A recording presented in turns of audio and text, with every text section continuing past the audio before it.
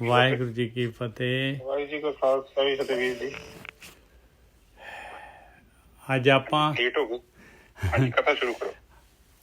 1374 ਅੰਗ ਤੋਂ ਗਿਆਨ ਸ਼ੁਰੂ ਕਰ ਰਹੇ ਹਾਂ ਜੀ। ਕਬੀਰ ਜੀ ਦੇ ਸ਼ਲੋਕ ਜਿਹੜੇ ਹੈਗੇ ਆ ਬਹੁਤ ਕੀਮਤੀ ਸ਼ਲੋਕ, ਬੇਸ਼ਕੀਮਤੀ, ਆਪਾਂ ਨੂੰ ਜੀਵਨ ਦੀ ਸੇਧ ਦੇ ਰਹੇ। 181ਵਾਂ ਸ਼ਲੋਕ 181 ਅੰਗ 1374। ਵਾਹਿਗੁਰੂ ਜੀ ਕਾ ਖਾਲਸਾ ਵਾਹਿਗੁਰੂ ਜੀ ਕੀ ਫਤਿਹ। ਵਾਹਿਗੁਰੂ ਜੀ ਕਾ ਖਾਲਸਾ ਵਾਹਿਗੁਰੂ ਜੀ ਕੀ ਫਤਿਹ। ਕਬੀਰ ਜਿਨਹੂ ਕਿਛੂ ਜਾਣਿਆ ਨਹੀਂ, ਤਿਨ ਸੁਖ ਨੀਂਦ ਬਿਹਾਏ। ਹਮਹੂ ਜੋ ਬੂਝਾ ਬੂਝਣਾ, ਪੂਰੀ ਭਰੀ ਬਲਾਏ। ਕਬੀਰ ਜੀ ਕਹਿੰਦੇ ਆ ਭਾਈ, ਕਹਿੰਦੇ ਜਦ ਜਿਨ੍ਹਾਂ ਨੇ ਕੁਝ ਜਾਣਿਆ ਹੀ ਨਹੀਂ, ਜਿਨ੍ਹਾਂ ਨੂੰ ਪਤਾ ਹੀ ਨਹੀਂ ਹੈਗਾ ਬਈ ਆਹ ਮਨੁੱਖੀ ਜੂਨ ਕਾਹਦੇ ਵਾਸਤੇ ਮਿਲੀ ਹੋਈ ਆ, ਜਿਹੜੇ ਕਹਿੰਦੇ ਆ ਖਾਓ ਪੀਓ ਕਰੋ ਆਨੰਦ, ਖਸਮਾਂ ਨੂੰ ਖਾਏ ਪਰਮਾਨੰਦ, ਉਹਨਾਂ ਨੂੰ ਕੋਈ ਮੌਤ ਦੀ ਡਰ ਨਹੀਂ ਆ, ਕੋਈ ਕਿਸੇ ਕਿਸਮ ਦੀ ਫਿਕਰ ਨਹੀਂ ਹੈਗੀ ਆ। ਆਰਾਮ ਨਾਲ 2 ਵਜੇ ਰਾਤ ਨੂੰ 12, 1, 2, 3 ਵਜੇ ਤੱਕ ਸੌਂਦੇ ਆ, 2 ਵਜੇ ਤੱਕ ਗੁੱਡ ਮਾਰਨਿੰਗ ਕਰਦੇ ਉੱਠ ਕੇ। ਕਹਿੰਦੇ ਜਿਹਨੂੰ ਕੁਛ ਜਾਣਿਆ ਨਹੀਂ, ਤਿੰਨ ਸੁਖ ਨੀਂਦ ਬਿਹਾਏ। ਉਹ ਤਾਂ ਪਦਾਰਥ ਭੋਗ ਰਹੇ ਆ ਦੁਨੀਆ ਦੇ ਵਿੱਚ, ਕੋਈ ਪਤਾ ਨਹੀਂ ਆ ਕਾਹਦੇ ਵਾਸਤੇ ਆਏ ਆ ਔਰ ਕਦ ਤੱਕ ਜੀਣਾ ਹੈਗਾ। ਹਮਹੂ ਜੋ ਬੂਝਾ ਬੂਝਣਾ, ਪੂਰੀ ਪਰੀ ਬਲਾਏ। ਕਹਿੰਦੇ ਅਸੀਂ ਜਿਹੜਾ ਹੈਗਾ, ਕਹਿੰਦੇ ਜਿਹੜਾ ਬੁੱਝਣਾ ਬੁੱਝ ਲਿਆ ਬਈ ਮਾਲਕ ਪਰਮਾਤਮਾ ਦੇ ਬਾਰੇ, ਆਪਣੀ ਆਤਮਾ ਦੇ ਬਾਰੇ, ਔਰ ਜਿਹੜਾ ਹੈਗਾ ਇਹ ਪਤਾ ਲੱਗ ਗਿਆ ਵੀ ਮੈਨੂੰ ਤਾਂ 4 ਦਿਨ ਹੀ ਹੈਗੇ, ਮੇਰੇ ਕੋਲ ਤਾਂ ਬਹੁਤ ਥੋੜ੍ਹਾ ਜਿਹਾ ਸਮਾਂ ਹੈਗਾ। ਆਹ ਮਨੁੱਖ ਜੂਨ ਦੁਬਾਰਾ ਤਾਂ ਮਿਲਣੀ ਨਹੀਂ ਆ, ਬਹੁਤ ਕੀਮਤੀ ਹੈਗੀ ਹੈ ਮਨੁੱਖ ਜੂਨ। ਇਹ ਤਾਂ ਪਰਮਾਤਮਾ ਵੱਲ ਨੂੰ ਯਾਤਰਾ ਕਰਨ ਵਾਸਤੇ, ਆਤਮਾ ਵੱਲ ਨੂੰ, ਆਤਮਾ ਨੂੰ ਬੁੱਝਣ ਵਾਸਤੇ ਯਾਤਰਾ।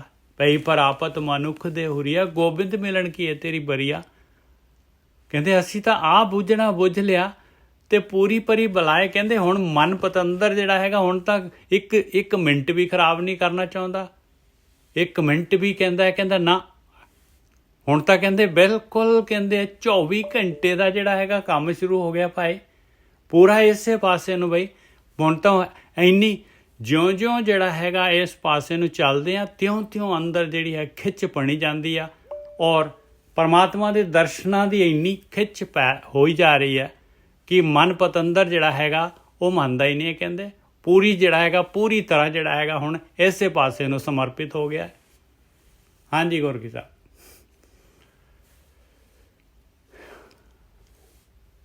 ਹਾਂਜੀ ਠੀਕ ਹੈ ਜੀ। ਸਾਧ ਸੰਗਤ ਜੀ, ਕਬੀਰ ਸਾਹਿਬ ਫਿਰ ਨੁਕਤੇ ਦੀ ਗੱਲ ਕਰ ਗਏ। ਕਹਿੰਦੇ ਕਬੀਰ ਕਹਿ ਰਹੇ ਨੇ ਕਿ ਜਿਹੜਾ ਸੰਸਾਰ ਤੇ ਬੰਦਾ ਹੈ ਨਾ, ਉਹਨੂੰ ਵਿਚਾਰੇ ਨੂੰ ਪਤਾ ਹੀ ਨਹੀਂ ਆ ਕਿ ਮੈਂ ਕਿੱਥੋਂ ਆ ਗਿਆ। ਇੰਨਾ ਡਿਜ਼ਾਈਨਿੰਗ, ਇੰਨੀ ਪਰਫੈਕਸ਼ਨ। ਦੱਸੋ ਕਿਸੇ ਨੂੰ ਕਹੋ ਤੁਹਾਨੂੰ ਕਿਹਨੇ ਤਿਆਰ ਕੀਤਾ? ਇਹਦਾ ਕਿਹਨੇ ਤਿਆਰ ਕੀਤਾ? ਮੇਰਾ ਤਾਂ ਜਨਮ ਹੋਇਆ। ਉਹ ਕਹਿੰਦੇ ਤੇਰਾ ਤਾਂ ਜਨਮ ਹੋਇਆ, ਤੇਰੇ ਮਾਂ ਪਿਓ ਦਾ ਜਨਮ ਕਿੱਥੋਂ ਹੋਇਆ? ਫਿਰ ਪਿੱਛੇ ਤੁਰੀ ਜਾ, ਇਹ ਲੋਕ ਕਿੱਥੋਂ ਆਏ ਆ? ਉਹ ਤਾਂ ਕਹਿੰਦਾ ਆਹ ਸਰੀਰ ਮੇਰਾ ਹੈਗਾ ਆਪਣਾ। ਉਹਨੂੰ ਕਹੋ ਕਿ ਕਹਿੰਦੇ ਕਿ ਜਿਹੜਾ ਬੰਦੇ ਹਿਊਮਨ ਦੀ ਬੋਡੀ ਹੈ ਨਾ, ਇਹਦੇ ਅੰਦਰ ਕਿੰਨੀਆਂ ਮਸ਼ੀਨਾਂ ਲੱਗੀਆਂ। ਅੰਦਰ ਛੋਟਾ ਜਿਹਾ ਇਲੈਕਟ੍ਰੀਕਲ ਇੱਕ ਜਨਰੇਟਰ ਵੀ ਲੱਗਾ, ਜਿੱਥੋਂ ਕਰੰਟ ਪੈਦਾ ਹੋ ਰਿਹਾ। ਇਹੋ ਹੀ ਕਰੰਟ ਜਦੋਂ ਬੰਦੇ ਨੂੰ ਹਾਰਟ ਅਟੈਕ ਹੁੰਦਾ ਨਾ, ਉਹ ਕਰੰਟ ਲਾਉਂਦੇ ਆ। ਤੁਸੀਂ ਕੁਰਸੀ ਤੇ ਬਹਿ ਕੇ ਵੇਖੋ, ਤੁਹਾਡੇ ਮੋਰਾਂ ਤੇ ਨਾ 2-3 ਵਾਰੀ ਕੋਈ ਬੰਦਾ ਪਰਨਾ ਮਾਰੇ ਨਾ ਪਲਾਸਟਿਕ ਦੀ ਕੁਰਸੀ ਦੇ, ਮੁੜ ਕੇ ਕਿਸੇ ਨੂੰ ਹੱਥ ਲਾਇਓ, ਉਹਨੂੰ ਕਰੰਟ ਪੈਣਾ। ਬਿਲਕੁਲ। ਆਹ ਦੇਖੋ ਤੁਸੀਂ ਅੱਜ ਕੱਲ ਦੇ ਜਿਹੜੇ ਹੈਗੇ ਨਾ ਕੰਬਲ ਚੱਲੇ ਆ ਗੁਰਕੀ ਸਾਹਿਬ, ਇਹ ਮੋਟੇ ਕੰਬਲ ਜੇ ਇਹਨਾਂ ਤੇ ਹੱਥ ਫੇਰੋ ਤੇ ਸਪਾਰਕ ਹੁੰਦਾ ਪੂਰਾ, ਕਿੱਦਾਂ ਕੜਕੜ ਹੁੰਦੀ ਉਹ। ਹਾਂ। ਤੇ ਮੈਂ ਉਸ ਦਿਨ ਉੱਥੇ ਕਲੀਨਿਕ ਤੇ ਬੈਠਾ, ਮੈਂ ਲੱਕੜ ਤੇ ਹੋ ਸਕਦਾ 15-20 ਮਿੰਟ ਏਦਾਂ ਹੱਥ ਉੱਥੇ ਲਾਏ। ਹੁਣ ਕਾਫੀ ਬੱਤੀ ਪੈਦਾ ਹੋ ਗਈ। ਇੱਕ ਕੁੜੀ ਮੇਰੇ ਕੋਲ ਆਈ, ਮੈਂ ਕਿਹਾ ਇੱਧਰ ਆ, ਤੇਰਾ ਮੈਂ ਚਿਹਰਾ ਵੇਖਦਾ। ਮੈਨੂੰ ਹੱਥ ਲਿਆ ਤੇ ਉਹਨੂੰ ਵਿਚਾਰੀ ਨੂੰ ਕਰੰਟ ਪਿਆ ਬੜਾ ਜ਼ੋਰ ਦੀ। ਤੇ ਕਹਿੰਦੀ ਭਾਈ ਤੁਹਾਡੇ ਹੱਥਾਂ 'ਚ ਕਰੰਟ ਆ। ਮੈਂ ਉਹ ਉੱਥੇ ਮੈਂ ਬੈਠਾ ਨਾ, ਉਹਦੇ ਕਰਕੇ ਆ ਗਿਆ। ਦੇਖੋ ਇਨਸਾਨ ਨੂੰ ਪੁੱਛੋ ਕਿ ਇਹ ਇਹ ਜਿਹੜਾ ਸਿਸਟਮ ਆ ਇੰਨਾ ਬਰੀਕੀ ਨਾਲ ਚੱਲ ਰਿਹਾ ਹੈ ਤੇ ਇਹਨੂੰ ਕਿਸੇ ਨੇ ਬਣਾਇਆ। ਉਹ ਕਹਿੰਦੇ ਨਹੀਂ ਜੀ ਇੱਕ ਬਿਗ ਬੈਂਗ ਹੋਇਆ ਸੀ ਤੇ ਸਾਰਾ ਕੁਝ ਆਪਣੇ ਆਪ ਹੀ ਆ ਗਿਆ। ਇਹ ਕੀੜੀਆਂ ਮਕੌੜੀਆਂ, ਇਹ ਡੱਡੀਆਂ ਮੱਛੀਆਂ, ਇਹ ਡਿਫਰੈਂਟ ਕਾਈਂਡ ਆਫ ਪਲਾਂਟਸ, ਇੰਨੀਆਂ ਸਬਜ਼ੀਆਂ, ਮਤਲਬ ਫਰੂਟ, ਡਰਾਈ ਫਰੂਟਸ, ਪਤਾ ਹੀ ਨਹੀਂ ਨਾ ਕੁਝ। ਇੰਨੇ ਜਾਨਵਰ, ਫਿਰ ਦੁੱਧ ਵਾਲੇ ਜਾਨਵਰ, ਤੇ ਦੂਜੇ ਜਿਹੜੇ ਵੱਡੇ ਜਾਨਵਰ ਜਿਨ੍ਹਾਂ ਦੇ ਨਾਲ ਆਪਾਂ ਕਾਸ਼ਤ ਕਰਨਾ ਸੀ, ਖੇਤੀ ਕਰਨੀ ਸੀ। ਮਤਲਬ ਇੰਨਾ ਕੁਛ, ਕਿੰਨੀ ਕਿਸਮ ਦੀਆਂ ਚਿੜੀਆਂ, ਕਬੂਤਰ, ਬਗਤਾਂ, ਮਗਰਮੱਛ, ਐਲੀਗੇਟਰ, ਪਤਾ ਹੀ ਕੁਛ ਨਹੀਂ। ਕਿੰਨੀ ਚੂਨੀ ਤਿਆਰ ਕੀਤੀ ਹੈ। ਹਿੱਪੋ ਕਿੱਡਾ ਵੱਡਾ, ਉਧਰੋਂ ਹਾਥੀ, ਜਿਹੜੇ ਪਹਿਲਾਂ ਵੀ ਮਾਰ-ਮੁਰ ਗਏ, ਮੈਨੂੰ ਲੱਗਦਾ ਬੰਦੇ ਨੇ ਮਾਰ-ਮੁਰ ਦਿੱਤੇ ਨੇ, ਜਿਹੜੇ ਡਾਇਨਾਸੌਰ ਸੀ। ਐਵੇਂ ਹੋ ਗਿਆ। ਡਾਇਨਾਸੌਰ ਕਿਸੇ ਨੂੰ ਕੋਈ ਕਹਿ ਥੋੜੀ ਸਕਦਾ, ਉਹ ਤੋਂ ਵੱਡਾ ਜਾਨਵਰ ਹੈ। ਉਹਨੂੰ ਇਨਸਾਨ ਤੇ ਬਹੁਤ ਚਲਾਕ ਹੈ, ਉਹਨੂੰ ਚਲਾਕੀ ਨਾਲ ਮਾਰ ਸਕਦਾ ਨਹੀਂ। ਜਿਸਾ ਮੈਨੂੰ ਤਾਂ ਲੱਗਦਾ ਇਨਸਾਨ ਨੇ ਮਾਰਿਆ। ਲੋਕੀ ਕਹਿੰਦੇ ਨਾ ਕਿ ਉਹਨੇ ਆਪਣੇ ਆਪ ਨੂੰ ਅੱਗ ਲਾਤੀ, ਨਹੀਂ, ਇਨਸਾਨ ਨੇ ਮਾਰਤਾ ਹੋਊਗਾ। ਖੂਬਸੂਰਤ ਚੀਜ਼ ਸੀ ਉਹ ਵੀ, ਉਹ ਹੋਣਾ ਚਾਹੀਦਾ ਸੀ ਵਿਚਾਰਾ, ਪਰ ਬੰਦਾ ਮਾਰ ਦਿੰਦਾ। ਤੁਸੀਂ ਵੇਖੋ ਆੜੇ ਚਾਈਨੀਜ਼ ਪਾਂਡੇ ਹੈਗੇ ਆ, ਉਹ ਜਿੱਥੇ ਮਰਜ਼ੀ ਹੋਵੇ ਉਹ ਚਾਈਨੀਜ਼ ਗੌਰਮੈਂਟ ਖਰਚਾ ਦਿੰਦੀ ਉਹਦਾ, ਕਹਿੰਦੀ ਭਰਾਵਾ ਇਹਨੂੰ ਪਾਲ ਕੇ ਰੱਖੀ, ਇਹ ਸਾਡੇ ਦੇਸ਼ ਦੀ ਪ੍ਰਾਪਰਟੀ ਹੈ। ਹੁਣ ਸ਼ੇਰ ਆ ਵੇਖੋ, ਗੌਰਮੈਂਟ ਨੇ ਜੰਗਲ ਤੇ ਕਬਜ਼ਾ ਕੀਤਾ, ਥੋੜਾ ਬਹੁਤਾ ਵੀ ਨਹੀਂ, ਇੱਥੇ ਜੰਗਲ ਨੂੰ ਵੱਢਣਾ ਨਹੀਂ ਤੁਸੀਂ, ਨਹੀਂ ਤੇ ਲੋਕਾਂ ਨੇ ਵੱਢ ਕੇ ਦੇ ਜਾਨਵਰ ਸਾਰੇ ਮਾਰ-ਮੁਰ ਦੇਣੇ। ਕਿੱਥੇ ਰਹਿ ਜਾਣਾ? ਇਨਸਾਨ ਬਹੁਤ ਖਤਰਨਾਕ ਹੈ। ਇਹਨੂੰ ਪੈਸਾ ਹੀ ਦੇਖਦਾ, ਇਹ ਨਹੀਂ ਵੇਂਦਾ। ਇਹ ਜਿਹੜੇ ਰੁੱਖ ਤੇ ਬੈਠਾ ਉਹਨੂੰ ਹੀ ਵੱਢ ਦਿੰਦਾ। ਪਰ ਪ੍ਰਕਿਰਤੀ ਨੇ ਇੱਕ ਲਾਈਫ ਆਫ ਦਾ ਸਰਕਲ ਬਣਾਇਆ ਤੇ ਉਹ ਸਰਕਲ ਦੇ ਵਿੱਚ ਕਿੱਦਾਂ ਵੇਖੋ ਮੈਨੇਜਮੈਂਟ ਕੀਤਾ। ਉਹ ਕਈ ਵਾਰੀ ਵੇਖੀ ਤਾਂ ਬੜੀ ਗਹਿਰੀ ਨਜ਼ਰ ਦੇ ਨਾਲ ਕਿੱਦਾਂ ਪਹਿਲਾਂ ਛੋਟੇ ਛੋਟੇ ਰਾਜ ਹੁੰਦੇ ਸੀ, ਫਿਰ ਡਿਵੈਲਪਮੈਂਟ ਹੋ ਗਈ, ਹੁਣ ਕੰਟਰੀਆਂ ਬਣ ਗਈਆਂ। ਕੰਟਰੀਆਂ ਕਾਹਦੀਆਂ ਨੇ? ਬਸ ਬਾਉਂਡਰੀ ਬਣਾਈਆਂ ਕਿ ਤੁਸੀਂ ਐਸੇ ਏਰੀਏ 'ਚ ਰਹਿਣਾ, ਤੁਸੀਂ ਦੂਜੇ ਏਰੀਏ 'ਚ ਨਹੀਂ ਜਾ ਸਕਦੇ। ਜੇ ਜਾਣਾ ਹੈ ਤੇ ਉਸ ਏਰੀਏ ਦੀ ਤੁਹਾਨੂੰ ਪਰਮਿਸ਼ਨ ਚਾਹੀਦੀ ਆ, ਉਹ ਤੇਰੀ ਪਾਸਪੋਰਟ ਬਣਾ ਦਿੱਤਾ ਪਰਮਿਸ਼ਨਾਂ ਵੀ ਆਹ ਚੀਜ਼ਾਂ ਤੁਸੀਂ ਪੂਰੀਆਂ ਕਰੋ, ਤੁਸੀਂ ਜਾ ਸਕਦੇ। ਤੋ ਇਹ ਜਿਹੜੀਆਂ ਚੀਜ਼ਾਂ ਬਣੀਆਂ, ਇਹ ਕਾਈਂਡ ਆਫ, ਇਹ ਵੀ ਪ੍ਰਕਿਰਤੀ ਦਾ ਹੀ ਕੋਈ ਹਿੱਸਾ ਵਾ, ਕਿਉਂਕਿ ਪ੍ਰਕਿਰਤੀ ਚਾਹੁੰਦੀ ਆ ਕਿ ਸਿਸਟਮ ਨੂੰ ਪ੍ਰੋਪਰਲੀ ਮੈਨੇਜਮੈਂਟ ਕੀਤਾ ਜਾਵੇ। ਹੁਣ ਘਰ ਪਰਿਵਾਰ ਨੇ ਵੇਖੋ, ਤੁਹਾਡੇ ਘਰ 'ਚ ਤੁਹਾਡੇ ਮੰਨ ਲਓ 3-4 ਬੱਚੇ ਹੋਣ, ਚਲੋ ਛੋਟੇ ਹੋਣ ਤੇ ਕੋਈ ਗੱਲ ਨਹੀਂ, ਮਾੜੇ ਜੇ ਵੱਡੇ ਹੋ ਜਾਣ, ਜਦੋਂ ਵਿਆਹ ਹੋ ਜਾਂਦਾ ਫਿਰ ਖੁਦ ਹੀ ਬੰਦਾ ਸੋਚਦਾ ਭਰਾ ਇਹਨਾਂ ਨੂੰ ਵੱਖ ਕਰੋ। ਸਾਹਿਬ ਬਿਲਕੁਲ, ਕਿਉਂਕਿ ਉੱਥੇ ਸਟੇ ਕਰਨਾ ਔਖਾ, ਕਿਉਂਕਿ ਪ੍ਰਕਿਰਤੀ ਵੀ ਚਾਹੁੰਦੀ ਆ ਤੁਸੀਂ ਇੱਕ ਘਰ 'ਚ 10-12 ਜੀਅ ਨਾ ਰਹੋ, ਕਿਉਂਕਿ ਜੇ ਤੁਸੀਂ 10-12 ਜੀਅ ਇੱਕ ਘਰੇ ਰਹੋਗੇ ਤੇ ਫਿਰ ਮਕਾਨ ਕੌਣ ਬਣਾਊਗਾ? ਤੇ ਬੜਾ ਕੰਟਰੋਲ ਹੋ ਜੂ ਨਾ ਸਿਸਟਮ। ਹਾਂ, ਜੇ ਰਹਿਣਾ ਤਾਂ ਰਹਿ ਸਕਦੇ ਜੋ, ਪਰ ਤੁਹਾਡੀ ਥੋੜੀ ਫਰੀਡਮ ਨੂੰ ਕੰਪਰੋਮਾਈਜ਼ ਕਰਨਾ ਪੈਣਾ। ਇਸ ਕਰਕੇ ਬੜਾ ਅਰੇਂਜਮੈਂਟ ਕੀਤਾ ਹੋਇਆ, ਪਰ ਬੰਦੇ ਨੂੰ ਨਹੀਂ ਪਤਾ। ਤੁਸੀਂ ਕਿਸੇ ਨੂੰ ਵੀ ਕਹੋ, ਪਰ ਬਾਣੀ ਕਹਿੰਦੀ ਆ, ਗ੍ਰੰਥ ਕਹੀ ਜਾਂਦੇ ਆ, ਰੌਲਾ ਪਾਈ ਜਾਂਦੇ ਆ, ਪਰ ਤੁਸੀਂ ਜਿਹੜੇ ਪੜ੍ਹ ਜਾਂਦੇ ਆ ਉਹ ਨਹੀਂ ਮੰਨਦੇ। ਕੋਈ ਇਨਸਾਨ ਨਹੀਂ ਮੰਨਦਾ। ਅੱਜ ਮੈਂ ਉੱਥੇ ਕਲੀਨਿਕ ਦੇ ਵਿਚਾਰੀ ਕੁੜੀ ਕੰਮ ਕਰਦੀ ਸੀ, ਆਪਣੀ ਨਰਸ ਆ ਬੱਬਲ, ਫੋਨ ਆਇਆ ਤੇ ਸਹੁਰੇ ਸਾਹਿਬ ਕਹਿੰਦੇ ਕਿ ਉਹਨਾਂ ਨੂੰ ਹਾਰਟ ਅਟੈਕ ਹੋਇਆ। ਮੈਂ ਹੁਣ ਫਿਰ ਗੱਲ ਕੀਤੀ, ਮੈਂ ਕੁੜੀਆ ਕੀ ਹੋਇਆ? ਕਹਿੰਦੇ ਸਰੀਰ ਦਾ ਤਿਆਗ ਕਰ ਹੋ ਗਿਆ 40-45 ਸਾਲ। ਤੋ ਇਹ ਸੰਸਾਰ ਹੈ, ਇੱਕ ਦਿਨ ਸਾਡੀ ਵੀ ਖਬਰ ਆ ਜਾਣੀ ਹੈ। ਆਈ ਲੈ, ਕਿਤੇ ਕਿੰਨਾ ਕੁ ਸਮਾਂ ਰਹਿ ਗਿਆ? 43 ਸਾਲ ਮੇਰੀ ਉਮਰ ਹੈ, ਥੋੜਾ ਬਹੁਤਾ ਰਹਿ ਗਿਆ। ਜੇ ਉਹ ਸਹੀ ਤਰੀਕੇ ਨਾਲ ਚੱਲਾਂਗੇ, ਗੋਡੇ ਗੱਡੇ ਤੇ ਮਾੜਾ ਮੋਟਾ ਹੁਣੇ ਵੀ ਰੌਲਾ ਪਾਉਣ ਡਿਆ ਪਿਆ, ਅੱਖਾਂ ਦੀ ਵੀ ਜੋਤੀ ਘਟਦੀ ਆ। ਮੇਰੀ ਤਾਂ 75 ਹੋ ਗਈ ਆ ਗੋਰਖੀ ਸਾਹਿਬ, ਆਪਣਾ ਤਾਂ ਆਇਆ ਖੜਾ। ਨਹੀਂ ਤੁਹਾਡਾ ਨਹੀਂ, ਤੁਸੀਂ ਡੇਂਜਰ ਜ਼ੋਨ ਚੋਂ ਲੰਘ ਚੁੱਕੇ ਜੋ, ਸਾਡਾ ਤੇ ਅਜੇ, ਕਿਉਂਕਿ 50 ਦੇ ਲਾਗੇ ਜਿੰਨੇ ਬੁੜਕਣਾ ਬੁੜਕ ਜਾਂਦਾ, ਜਿਹੜਾ 50 ਤੋਂ ਟੱਪ ਜਾਂਦਾ ਨਾ, ਕਾਫੀ ਲੰਮੇ ਸਮੇਂ ਤੱਕ ਸਰਵਾਈਵ ਕਰ ਜਾਂਦੇ। ਠੀਕ ਹੈ ਜੀ। ਤਾਂ ਕਹਿਣ ਤੋਂ ਭਾਵ ਆ, ਇੱਥੇ ਜਿੰਨੀ ਵੀ ਆਪਾਂ ਵਿਚਾਰ ਕਰਦੇ ਹਾਂ, ਕੇਵਲ ਆਪਣੇ ਮਨ ਨੂੰ ਸਮਝਾਉਣ ਦੇ ਲਈ ਕਿ ਭੋਲਿਆ, ਇਹ ਜੋ ਤੇਰਾ ਜੀਵਨ ਹੈ ਬੜਾ ਕੀਮਤੀ ਹੈ, ਔਰ ਤੂੰ ਇਸ ਨੂੰ ਕੀਮਤੀ ਤੋਂ ਭਾਵ, ਹੁਣ ਜਦੋਂ ਤੁਹਾਡੇ ਕੋਲ ਬੈਂਕ ਵਿੱਚ ਥੋੜੇ ਪੈਸੇ ਹੋਣ ਨਾ, ਤੇ ਤੁਸੀਂ ਨਾ ਫਿਰ ਕੀ ਕਰਦੇ ਜੋ, ਉਸ ਪੈਸੇ ਨੂੰ ਇਸਤੇਮਾਲ ਕਰਦੇ ਜੋ ਬੜੇ ਤਰੀਕੇ ਨਾਲ, ਸਲੀਕੇ ਨਾਲ। ਜਿਹੜੀਆਂ ਖਾਣ ਪੀਣ ਦੀਆਂ ਚੀਜ਼ਾਂ ਜ਼ਰੂਰਤ ਨੇ, ਬਿਜਲੀ ਦਾ ਬਿੱਲ ਐਰਾ ਵਗੈਰਾ, ਬੱਚੀਆਂ ਦੀ ਫੀਸਾਂ, ਉਹ ਕੰਮ ਕਰੋਗੇ। ਜਿਹੜੀ ਫਾਲਤੂ ਦੀ ਸ਼ਾਪਿੰਗ, ਜਿਹੜੀਆਂ ਗੱਡੀਆਂ ਬਦਲਣੀਆਂ, ਨਵੇਂ ਮੋਬਾਈਲ ਲੈਣੇ, ਕੱਪੜੇ ਜ਼ਿਆਦਾ ਮਹਿੰਗੇ ਲੈਣੇ, ਇਹ ਸਭ ਬੰਦ ਕਰ ਦਿੰਦੇ ਆਪਾਂ। ਕਿਉਂ? ਕਿਉਂਕਿ ਪੈਸਾ ਥੋੜਾ ਹੈ, ਦਿਖਾਵੇ ਲਈ ਨਹੀਂ ਆਪਾਂ ਕੁਝ ਕਰਦੇ, ਕੋਈ ਏਦਾਂ ਦਾ ਪੰਗਾ ਨਹੀਂ ਲੈਂਦੇ। ਆਪਾਂ ਉਹ ਚੀਜ਼ਾਂ ਖਰੀਦਦੇ ਹਾਂ ਜਿਹੜੀਆਂ ਸਾਨੂੰ ਬਹੁਤ ਜ਼ਰੂਰੀਆਂ ਨੇ, ਵੈਰੀ ਇੰਪੋਰਟੈਂਟ, ਉਹਨਾਂ ਤੋਂ ਬਿਨਾਂ ਜੀਵਨ ਨਹੀਂ ਚੱਲ ਸਕਦਾ। ਤੋ ਕਹਿਣ ਤੋਂ ਭਾਵ ਇਹ ਜਿਹੜਾ ਸਰੀਰ ਆ, ਉਹ ਕਹਿੰਦੇ ਨੇ ਕਿ ਇਹ ਬੜਾ ਇੰਪੋਰਟੈਂਟ ਆ ਔਰ ਇਹ ਬੜੇ ਇੱਕ ਖਾਸ ਇਹ ਦੌਰ ਦੇ ਵਿੱਚੋਂ ਲੰਘ ਰਿਹਾ, ਤੇ ਇਹਦੀ ਕੀਮਤ ਕਰੋ, ਇਹਨੂੰ ਵੇਸਟ ਨਾ ਜਾਣ ਦਿਓ। ਠੀਕ ਹੈ ਨਿੱਜਰ ਸਾਹਿਬ? ਕੋਈ ਕੰਮ ਬਹੁਤ ਜ਼ਰੂਰੀ ਕੰਮ ਕਰਨ ਵਾਲਾ ਹੈ ਸਰੀਰ ਦੇ ਨਾਲ ਜਿਹੜਾ ਹੈਗਾ, ਉਹਦੇ ਵਾਸਤੇ ਸਰੀਰ ਮਿਲਿਆ ਆ, ਉਹ ਕੰਮ ਨੂੰ ਕਰੋ ਬਸ। ਹਾਂਜੀ ਵੀਰ ਜੀ। ਹਾਂ, ਮਤਲਬ ਕੋਈ ਇੰਪੋਰਟੈਂਟ ਚੀਜ਼ ਹੈਗੀ ਹੈ ਤੁਹਾਡੇ ਕੋਲ, ਟਾਸਕ ਹੈਗੀ ਹੈ, ਕਿਤੇ ਐਵੇਂ ਨਾ ਖਾ ਲਿਆ ਤੇ ਸੌਂ ਲਿਆ। ਹੁਣ ਮੇਰੇ ਵਰਗਾ 12 ਵਜੇ ਉੱਠ ਕੇ ਤੇ ਬਾਈ ਹੁਣ 1-1:30 ਵਜੇ ਬ੍ਰਸ਼ ਕਰਦਾ ਹੈ, ਰਾਤ ਨੂੰ 3 ਵਜੇ ਸੌਂਦਾ ਹੀ ਨਹੀਂ। ਉਹ ਕਹਿੰਦੇ ਕਿ ਤੂੰ ਇਹ ਮਨ ਚੋਂ ਵਰਕਾ ਪਾੜ ਦੇ, ਕਿਉਂਕਿ ਇਹ ਮਿਸਯੂਜ਼ ਕਰ ਰਿਹਾ ਤੂੰ ਸਰੀਰ ਨੂੰ। ਇਹਦੀ ਕਦਰ ਕਰ ਇਹਦੀ, ਕਿਉਂਕਿ ਤੈਨੂੰ ਆਪਣੇ ਆਪ ਦੀ ਵੀ ਖੋਜ ਕਰਨੀ ਪੈਣੀ ਆ, ਉਹਦੇ ਲਈ ਤੈਨੂੰ ਮਿਹਨਤ ਕਰਨੀ ਪੈਣੀ ਆ। ਤੂੰ ਆਪਣੇ ਲਈ ਸਰਪਲਸ ਟਾਈਮ ਕੱਢ, ਬਿਲਕੁਲ, ਕਿਉਂਕਿ ਤੂੰ ਡਾਲਰਾਂ ਦੇ ਪਿੱਛੇ ਭੱਜਾ ਫਿਰਦਾ। ਡਾਲਰ ਇੱਥੇ ਰਹਿ ਜਾਣੇ ਆ।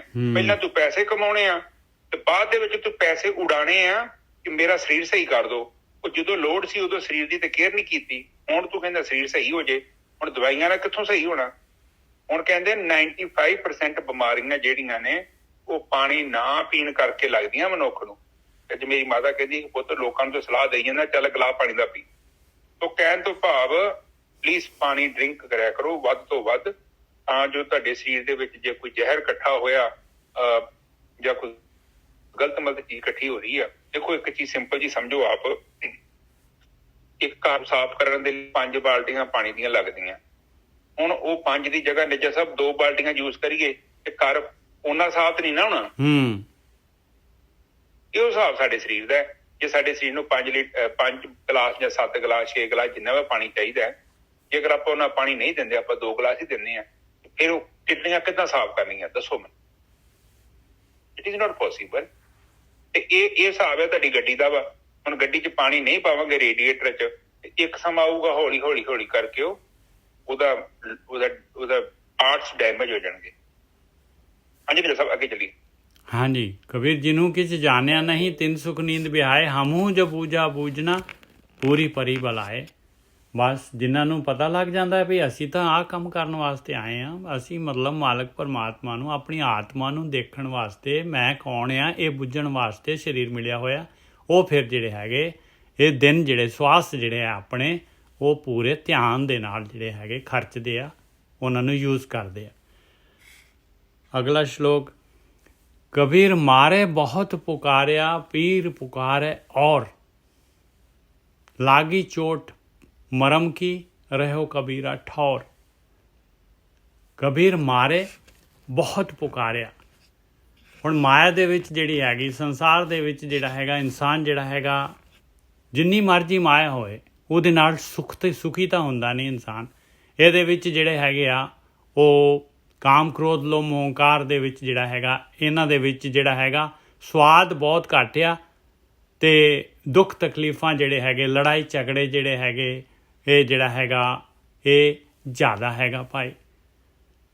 ਮਾਰੇ ਕभी ਇਹ ਮਾਇਆ ਦੀ ਮਾਰ ਜਿਹੜੀ ਹੈਗੀ ਆ, ਇਹ ਪਤਾ ਨਹੀਂ ਲੱਗਦਾ। ਇਹ ਗੁੱਜੀ ਅੱਗ ਆ, ਜਿਵੇਂ ਪਾਥੀਆਂ ਦੀ ਅੱਗ ਹੁੰਦੀ ਆ, ਅੰਦਰੋਂ ਅੰਦਰ ਸਾੜ ਰਹੀ ਹੁੰਦੀ ਆ ਭਾਈ, ਉੱਪਰੋਂ ਸੁਆਹ ਹੁੰਦੀ, ਪਤਾ ਲੱਗਦਾ ਨਹੀਂ ਆ।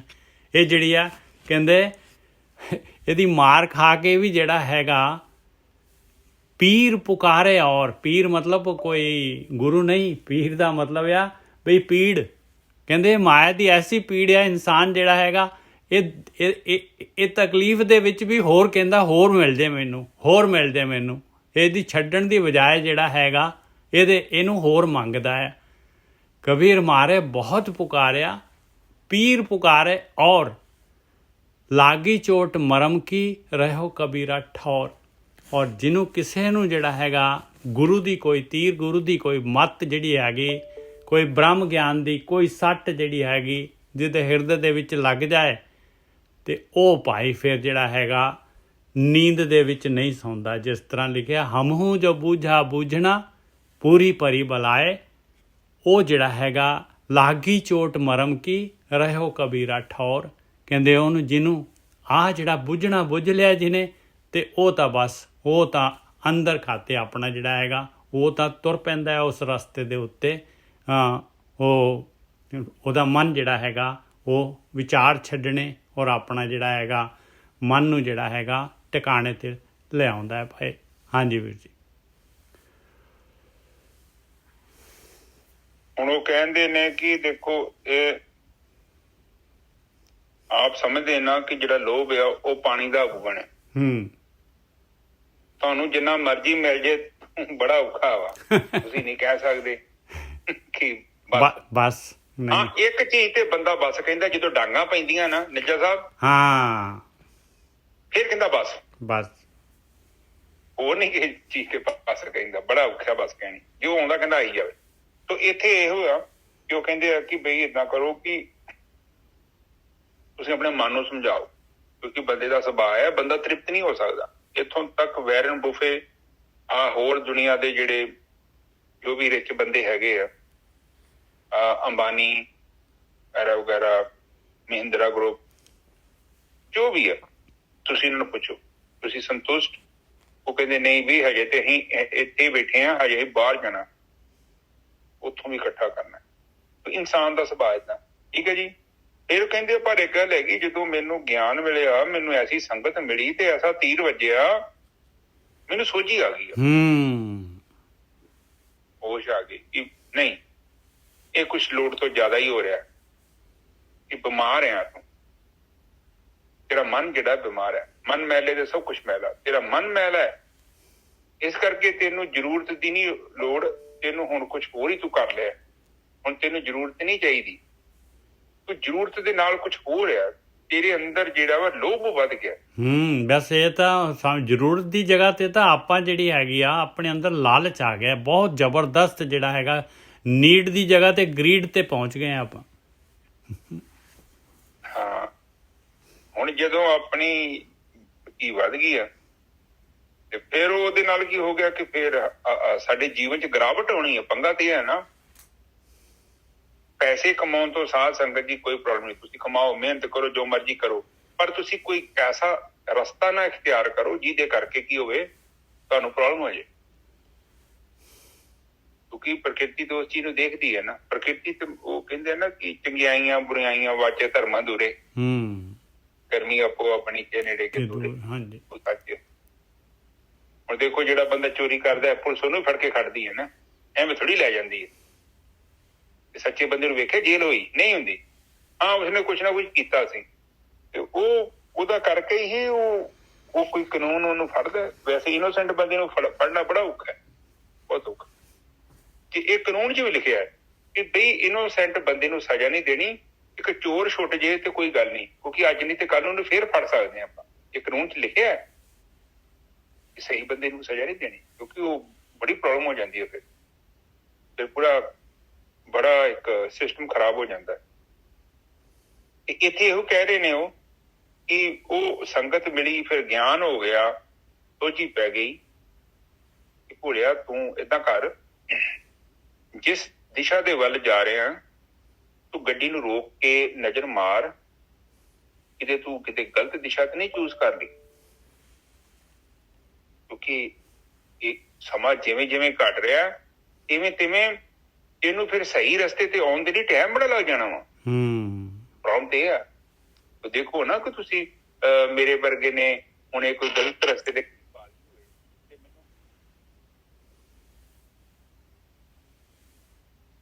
ਹੁਣ ਮੈਨੂੰ ਪਤਾ ਲੱਗ ਜੇ ਕਿ ਬਈ ਚਰਨਜੀਤ ਤੇ ਤੂੰ ਗਲਤ ਰਸਤੇ ਤੇ ਪੈ ਗਿਆ, ਤੇ ਮੈਂ ਕੀ ਕਰੂੰਗਾ, ਉਹਨੂੰ ਮੋੜ ਕੇ ਤੇ ਵਾਪਸ ਆ ਜਾਵਾਂਗਾ। ਪਰ ਪ੍ਰੋਬਲਮ ਤੇ ਇਹ ਹੈ ਕਿ ਜਦੋਂ ਮੈਂ ਬਹੁਤ ਜ਼ਿਆਦਾ ਹੀ ਦੂਰ ਚਲ ਗਿਆ ਤੇ ਫਿਰ ਵਾਪਸ ਆਉਣਾ ਆਸਾਨ ਹੈ। ਨਿਜੇ ਸਾਹਿਬ ਸਹੀ ਹੈ ਨਾ ਵਾਪਸ ਕਿਵੇਂ ਆ ਸਕਦੇ ਆ? ਫਿਰ ਤਾਂ ਜਿਹੜੇ ਹੈਗੇ ਆ ਉਹ ਸੰਸਕਾਰ ਜਿਹੜੇ ਹੈਗੇ ਮਾਇਆ ਦੇ ਜਿਹੜੇ ਆ ਸਵਾਦਾਂ ਦੇ ਜਿਹੜੇ ਹੈਗੇ ਸਵਾਦ ਤਾਂ ਫਿਰ ਟੇਸਟ ਬਣ ਗਏ ਨਾ। ਫਿਰ ਟੇਸਟ ਜਿਹੜੇ ਫਿਰ ਤਾਂ ਆਟੋ ਪਾਇਲਟ ਤੇ ਚਲੇ ਜਾਂਦੀ ਗੱਡੀ। ਹਾਂ ਫਿਰ ਮੁੜਨਾ ਬੜਾ ਔਖਾ ਹੈ, ਕਿਉਂਕਿ ਮਨ ਨੇ ਮੰਨਣਾ ਹੀ ਨਹੀਂ, ਮਨ ਨੇ ਸਮਝਣਾ ਹੀ ਨਹੀਂ। ਤੋ ਇਹ ਚੀਜ਼ ਹੈਗੀ ਹੈ, ਠੀਕ ਹੈ ਜੀ। ਤੇ ਇਹ ਆਪਾਂ ਇਹੋ ਚੀਜ਼ ਨੂੰ ਸਮਝੀਏ ਕਿ ਆਪਾਂ ਗੱਡੀ ਨੂੰ ਜ਼ਿਆਦਾ ਬਹੁਤਾ ਰੋਂਗ ਡਾਇਰੈਕਸ਼ਨ 'ਚ ਨਾ ਚਲਾਈਏ। ਤੇ ਬਾਣੀ ਇਹੋ ਕਹਿੰਦੀ ਆ ਕਿ ਤੂੰ ਸੰਗਤ ਕੀਤੀ ਤੇ ਤੇਰੇ ਮਨ ਨੇ ਸਮਝ ਲੈਣਾ ਔਰ ਤੂੰ ਗੱਡੀ ਮੋੜ ਕੇ ਵਾਪਸ ਆ ਜਾ। ਠੀਕ ਹੈ ਨਜਰ ਸਾਹਿਬ, ਅੱਗੇ ਚੱਲੀਏ। ਹਾਂ, ਔਰ ਜੋ ਗੋਰਖੀ ਸਾਹਿਬ ਦੇਖੋ, ਜਿਹੜੀ ਆਪਾਂ ਤੁਸੀਂ ਕਹਿ ਰਹੇ ਨਾ ਵੀ ਨਿਰਦੋਸ਼ ਬੰਦੇ ਨੂੰ ਸਜ਼ਾ ਨਹੀਂ ਹੋਣੀ ਚਾਹੀਦੀ, ਇਹਨਾਂ ਦੇ ਵੀ ਜਿਹੜਾ ਹੈਗਾ ਮੁਸਲਮਾਨਾਂ ਦੇ ਧਰਮ ਦੇ ਵਿੱਚ ਵੀ ਲਿਖਿਆ ਹੋਇਆ ਆ ਬਈ ਕੋਈ ਕਿਸੇ ਵੀ ਜਿਹੜਾ ਹੈਗਾ ਫਕੀਰ ਜਿਹੜਾ ਹੈਗਾ ਰੱਬ ਦੀ ਬੰਦਗੀ ਕਰਨ ਵਾਲਾ ਬੰਦਾ, ਉਹਦਾ ਖੂਨ ਨਹੀਂ ਡੁੱਲਣਾ ਚਾਹੀਦਾ। ਇਹਨਾਂ ਨੇ ਕੀ ਕੀਤਾ ਸੀਗਾ, ਜਹਾਂਗੀਰ ਨੇ, ਇਹਨੂੰ ਪਤਾ ਸੀਗਾ ਵੀ ਜਿਹੜੇ ਪੰਜਵੀਂ ਪਾਤਸ਼ਾਹੀ ਜਿਹੜੀ ਹੈਗੀ ਆ ਇਹ ਰੱਬ ਦੇ ਪਿਆਰੇ ਹੈਗੇ, ਅੱਲਾ ਦੇ ਪਿਆਰੇ ਬੰਦਗੀ ਵਾਲੇ ਹੈਗੇ ਆ। ਇਹਨੇ ਕਿਹਾ ਵੀ ਇਹਨਾਂ ਨੂੰ ਜਿਹੜਾ ਹੈ ਨਾ ਇਹਨਾਂ ਦੇ ਜਿਹੜੇ ਹੈਗੇ ਗਰਮ ਸੁਆਹ ਪਾਈ ਉੱਪਰ, ਇਹਨਾਂ ਨੂੰ ਜਿਹੜਾ ਥੱਲੇ ਤਵੇ ਤੇ ਤੱਤੀ ਤਵੀ ਤੇ ਬਿਠਾਇਆ ਕਿ ਵੀ ਇਹਨਾਂ ਦਾ ਖੂਨ ਨਾ ਡੁੱਲੇ ਕਿਤੇ। ਦੇਖੋ ਕਿੰਨਾ ਜੇ ਇਸ ਤਰੀਕੇ ਦੇ ਨਾਲ ਸੋਚਦੇ ਨੇਜਰ ਸਾਹਿਬ। ਉਹ ਪਤਾ ਕੀ ਹੈ, ਇਹੋ ਤੇ ਇਹਨਾਂ ਨੂੰ ਅਕਲ ਨਹੀਂ ਕਿ ਤੂੰ ਭਾਵੇਂ ਰੇਤਾ ਪਾਤੀ ਆ ਜਾਂ ਤੂੰ ਨੀਹਾਂ 'ਚ ਚੁਣਤਾ, ਪਰ ਉਹ ਭੋਲਿਆ ਪਾਪ ਤੇ ਪਾਪ ਹੀ ਹੈ ਨਾ। ਹਾਂ, ਇਹਨੂੰ ਯਾਸਾ ਦੀ ਸਜ਼ਾ ਕਹਿੰਦੇ, ਯਾਸਾ।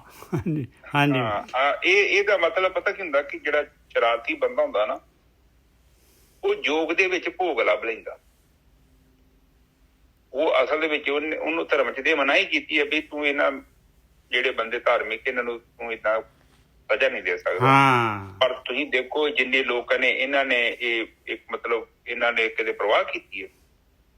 ਬਹੁਤ ਅੰਦਰ ਇੱਕ ਨਾ ਇਹ ਅੰਦਰ ਤੀਬਰ ਇੱਛਾ ਹੁੰਦੀ ਹੈ। ਜਿੰਨਾ ਬੰਦਾ ਕਮਜ਼ੋਰ ਹੈ ਨਾ, ਓਨਾ ਹੀ ਉਹ ਦੂਜੇ ਨੂੰ ਡੋਮੀਨੇਟ ਕਰਨਾ ਚਾਹੁੰਦਾ ਹੈ। ਜਿੰਨਾ ਬੰਦਾ ਕਮਜ਼ੋਰ ਹੈ, ਤੁਹਾਡੇ ਘਰ 'ਚ ਵੇਖੋਗੇ, ਜਿਹੜਾ ਬੰਦਾ ਦੂਜੇ ਤੇ ਕੰਟਰੋਲ ਕਰਨ ਦੀ ਕੋਸ਼ਿਸ਼ ਕਰ ਰਿਹਾ ਨਾ, ਉਹ ਕਮਜ਼ੋਰ ਹੈ ਵਿਚਾਰਾ, ਇਨਫੀਰੀਅਰ ਹੈ। ਉਹ ਦੂਜੇ ਤੇ ਕੰਟਰੋਲ ਕਰ ਰਿਹਾ ਉਹ ਵਿਚਾਰਾ, ਉਹਨੂੰ ਕੰਟਰੋਲ ਚਾਹੀਦਾ। ਉਹ ਚਾਹੁੰਦਾ ਕਿ ਮੈਂ ਕਮਾਂਡ ਕਰਾਂ। ਮੈਂ ਮਤਲਬ ਕਮਾਂਡ ਤੇ ਤੁਹਾਨੂੰ ਪਤਾ ਹੀ ਆ, ਕਮਾਂਡ ਤੇ ਕਮਾਂਡ ਹੀ ਹੈ ਨਾ। ਭਾਵੇਂ ਤੁਸੀਂ ਦੇਸ਼ ਦੇ ਕਮਾਂਡਰ ਹੋਵੋ, ਭਾਵੇਂ ਤੁਸੀਂ ਘਰ ਦੇ ਕਮਾਂਡਰ ਹੋਵੋ, ਤੇ ਜਦੋਂ ਬੰਦਾ ਉਹ ਚੀਜ਼ਾਂ ਐ ਲਾਗੇ ਇਕੱਠਾ ਕਰਦਾ, ਫਿਰ ਉਹਨੂੰ ਬੜਾ ਭਰਮ ਲੱਗਦਾ ਹੈ ਕਿ ਮੇਰੀ ਸ਼ਕਤੀ ਗਵਾਚ ਨਾ ਜਾਵੇ। ਇੱਕ ਬਹੁਤ ਵੱਡੀ ਪ੍ਰੋਬਲਮ ਹੈ। ਹੁਣ ਜਦ ਕਿ ਤੁਸੀਂ ਰਿਲੈਕਸ ਹੋ ਕੇ ਜੀਵਨ ਬਤੀਤ ਕਰੋ, ਮੇਰੇ ਹਿਸਾਬ ਨਾਲ ਤਾਂ ਕੋਈ ਬੌਸ ਬੂਸ ਤੇ ਹੈ ਨਹੀਂ। ਸਾਰੇ ਆਪਾਂ ਥੋੜਾ, ਕੋਈ ਕਿਸੇ ਦੀ ਪੋਜੀਸ਼ਨ ਵੱਖਰੀ ਹੈ, ਕਿਸੇ ਦੀ ਆਹ ਪੋਜੀਸ਼ਨ ਹੈ, ਕਿਸੇ ਦੀ ਉਹ। ਤੇ ਉਹ ਜਦੋਂ ਆਪਾਂ ਉਹ ਚੀਜ਼ ਨੂੰ ਲੈਂਦੇ ਹਾਂ, ਤੇ ਫਿਰ ਉਹ ਇਨਸਾਨ ਦਾ ਰੂਪ ਜਿਹੜਾ ਨਾ, ਕੋਈ ਹੋਰ ਬਦਲ ਜਾਂਦਾ। ਫਿਰ ਉਹ ਵਿਚਰੇਗਾ ਤਾਂ ਸਹੀ, ਪਰ ਉਹਦੇ ਵਿਚਰਨ ਦੇ ਵਿੱਚ ਉਹਨੇ ਕੁਛ ਪਾ ਲਿਆ, ਕੁਛ ਉਹਨੇ ਵਿੱਚ ਮਿਕਸ ਕਰਤਾ।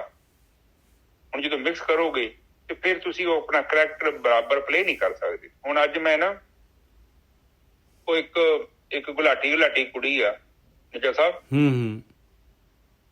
ਤੇ ਉਹ ਵਿਚਾਰੀ ਵਧੀਆ ਵਾ, ਪੰਜਾਬ ਦੀ ਇੱਕ ਅਮੀਤਾ ਗੁਲਾਟੀ ਵਿਚਾਰੀ ਨਾ, ਉਹ ਕਾਫੀ ਵਧੀਆ ਵਾ, ਤੇ ਉਹ ਹੈਲਪ ਕਰਦੀ ਲੋਕਾਂ ਦੇ ਜਿਹੜੇ ਮਸਲੇ ਆ ਉਹਨਾਂ ਨੂੰ ਸੁਲਝਾਉਂਦੀ ਆ। ਉਹ ਕਹਿੰਦੀ ਆ ਕਿ ਮੈਂ ਇੱਕ ਮਾਂ ਵੀ ਆ, ਮੈਂ ਇੱਕ ਪਤਨੀ ਆ, ਤੇ ਮੈਂ ਵੇਖਦੀ ਆ ਕਿ ਇੱਕ ਹਸਬੈਂਡ ਵਾਈਫ ਦਾ ਜਿਹੜਾ ਰਿਸ਼ਤਾ ਨਾ, ਬਹੁਤ ਜ਼ਿਆਦਾ ਮਤਲਬ ਨਾ ਉਹ ਡਾਊਨ ਜਾ ਰਿਹਾ। ਇੱਕ ਤੇ ਟਰਸਟ ਦੀ ਬੜੀ ਕਮੀ ਆ, ਬੰਦਾ ਨਾ ਟਰਸਟ ਬਹੁਤ ਘੱਟ ਗਿਆ। ਤੇ ਕਹਿੰਦੀ ਸੀ ਕਿ ਕੋਈ ਮਤਲਬ ਮੈਨੂੰ ਦੱਸੋ ਕਿ ਮਤਲਬ, ਵੈਸੇ ਉਹ ਚਾਹੁੰਦੀ ਸੀ ਪਬਲਿਕ ਵਿੱਚ ਇੰਟਰਸਟ ਲਵੇ ਤੇ ਕਮੈਂਟ ਕਰੋ, ਇਸ ਰਿਸ਼ਤੇ ਨੂੰ ਬਚਾਇਆ ਕਿੱਦਾਂ ਜਾਵੇ। ਤੇ ਮੈਂ ਤੇ ਇਹੋ ਕਹਿਣਾ ਚਾਹੁੰਦਾ ਕਿ ਰਿਸ਼ਤੇ ਨੂੰ ਬਚਾਉਣ ਦਾ ਕੋਈ ਔਖਾ ਕੰਮ ਤੇ ਨਹੀਂ ਆ। ਦੇਖੋ ਕੋਈ ਵੀ ਚੀਜ਼ ਹੈ ਨਾ, ਉਹ ਕਲਟੀਵੇਸ਼ਨ ਮੰਗਦਾ। ਤੁਹਾਨੂੰ ਉੱਥੇ ਇਨਵੈਸਟਮੈਂਟ ਕਰਨੀ ਪਊਗੀ। ਤੁਸੀਂ ਨਹੀਂ ਇਨਵੈਸਟਮੈਂਟ ਕਰੋਗੇ ਤੇ ਉਹ ਖਤਮ ਹੋ ਜਾਏਗੀ ਚੀਜ਼। ਕਹਿਣ ਤੋਂ ਭਾਵ ਤੁਹਾਡੀ ਗੱਡੀ ਹੈ, ਪਲੀਜ਼ ਆਪ ਅੰਡਰਸਟੈਂਡ ਕਰੋ, ਸਿੰਪਲ ਕਰੀਏ ਆਪਾਂ।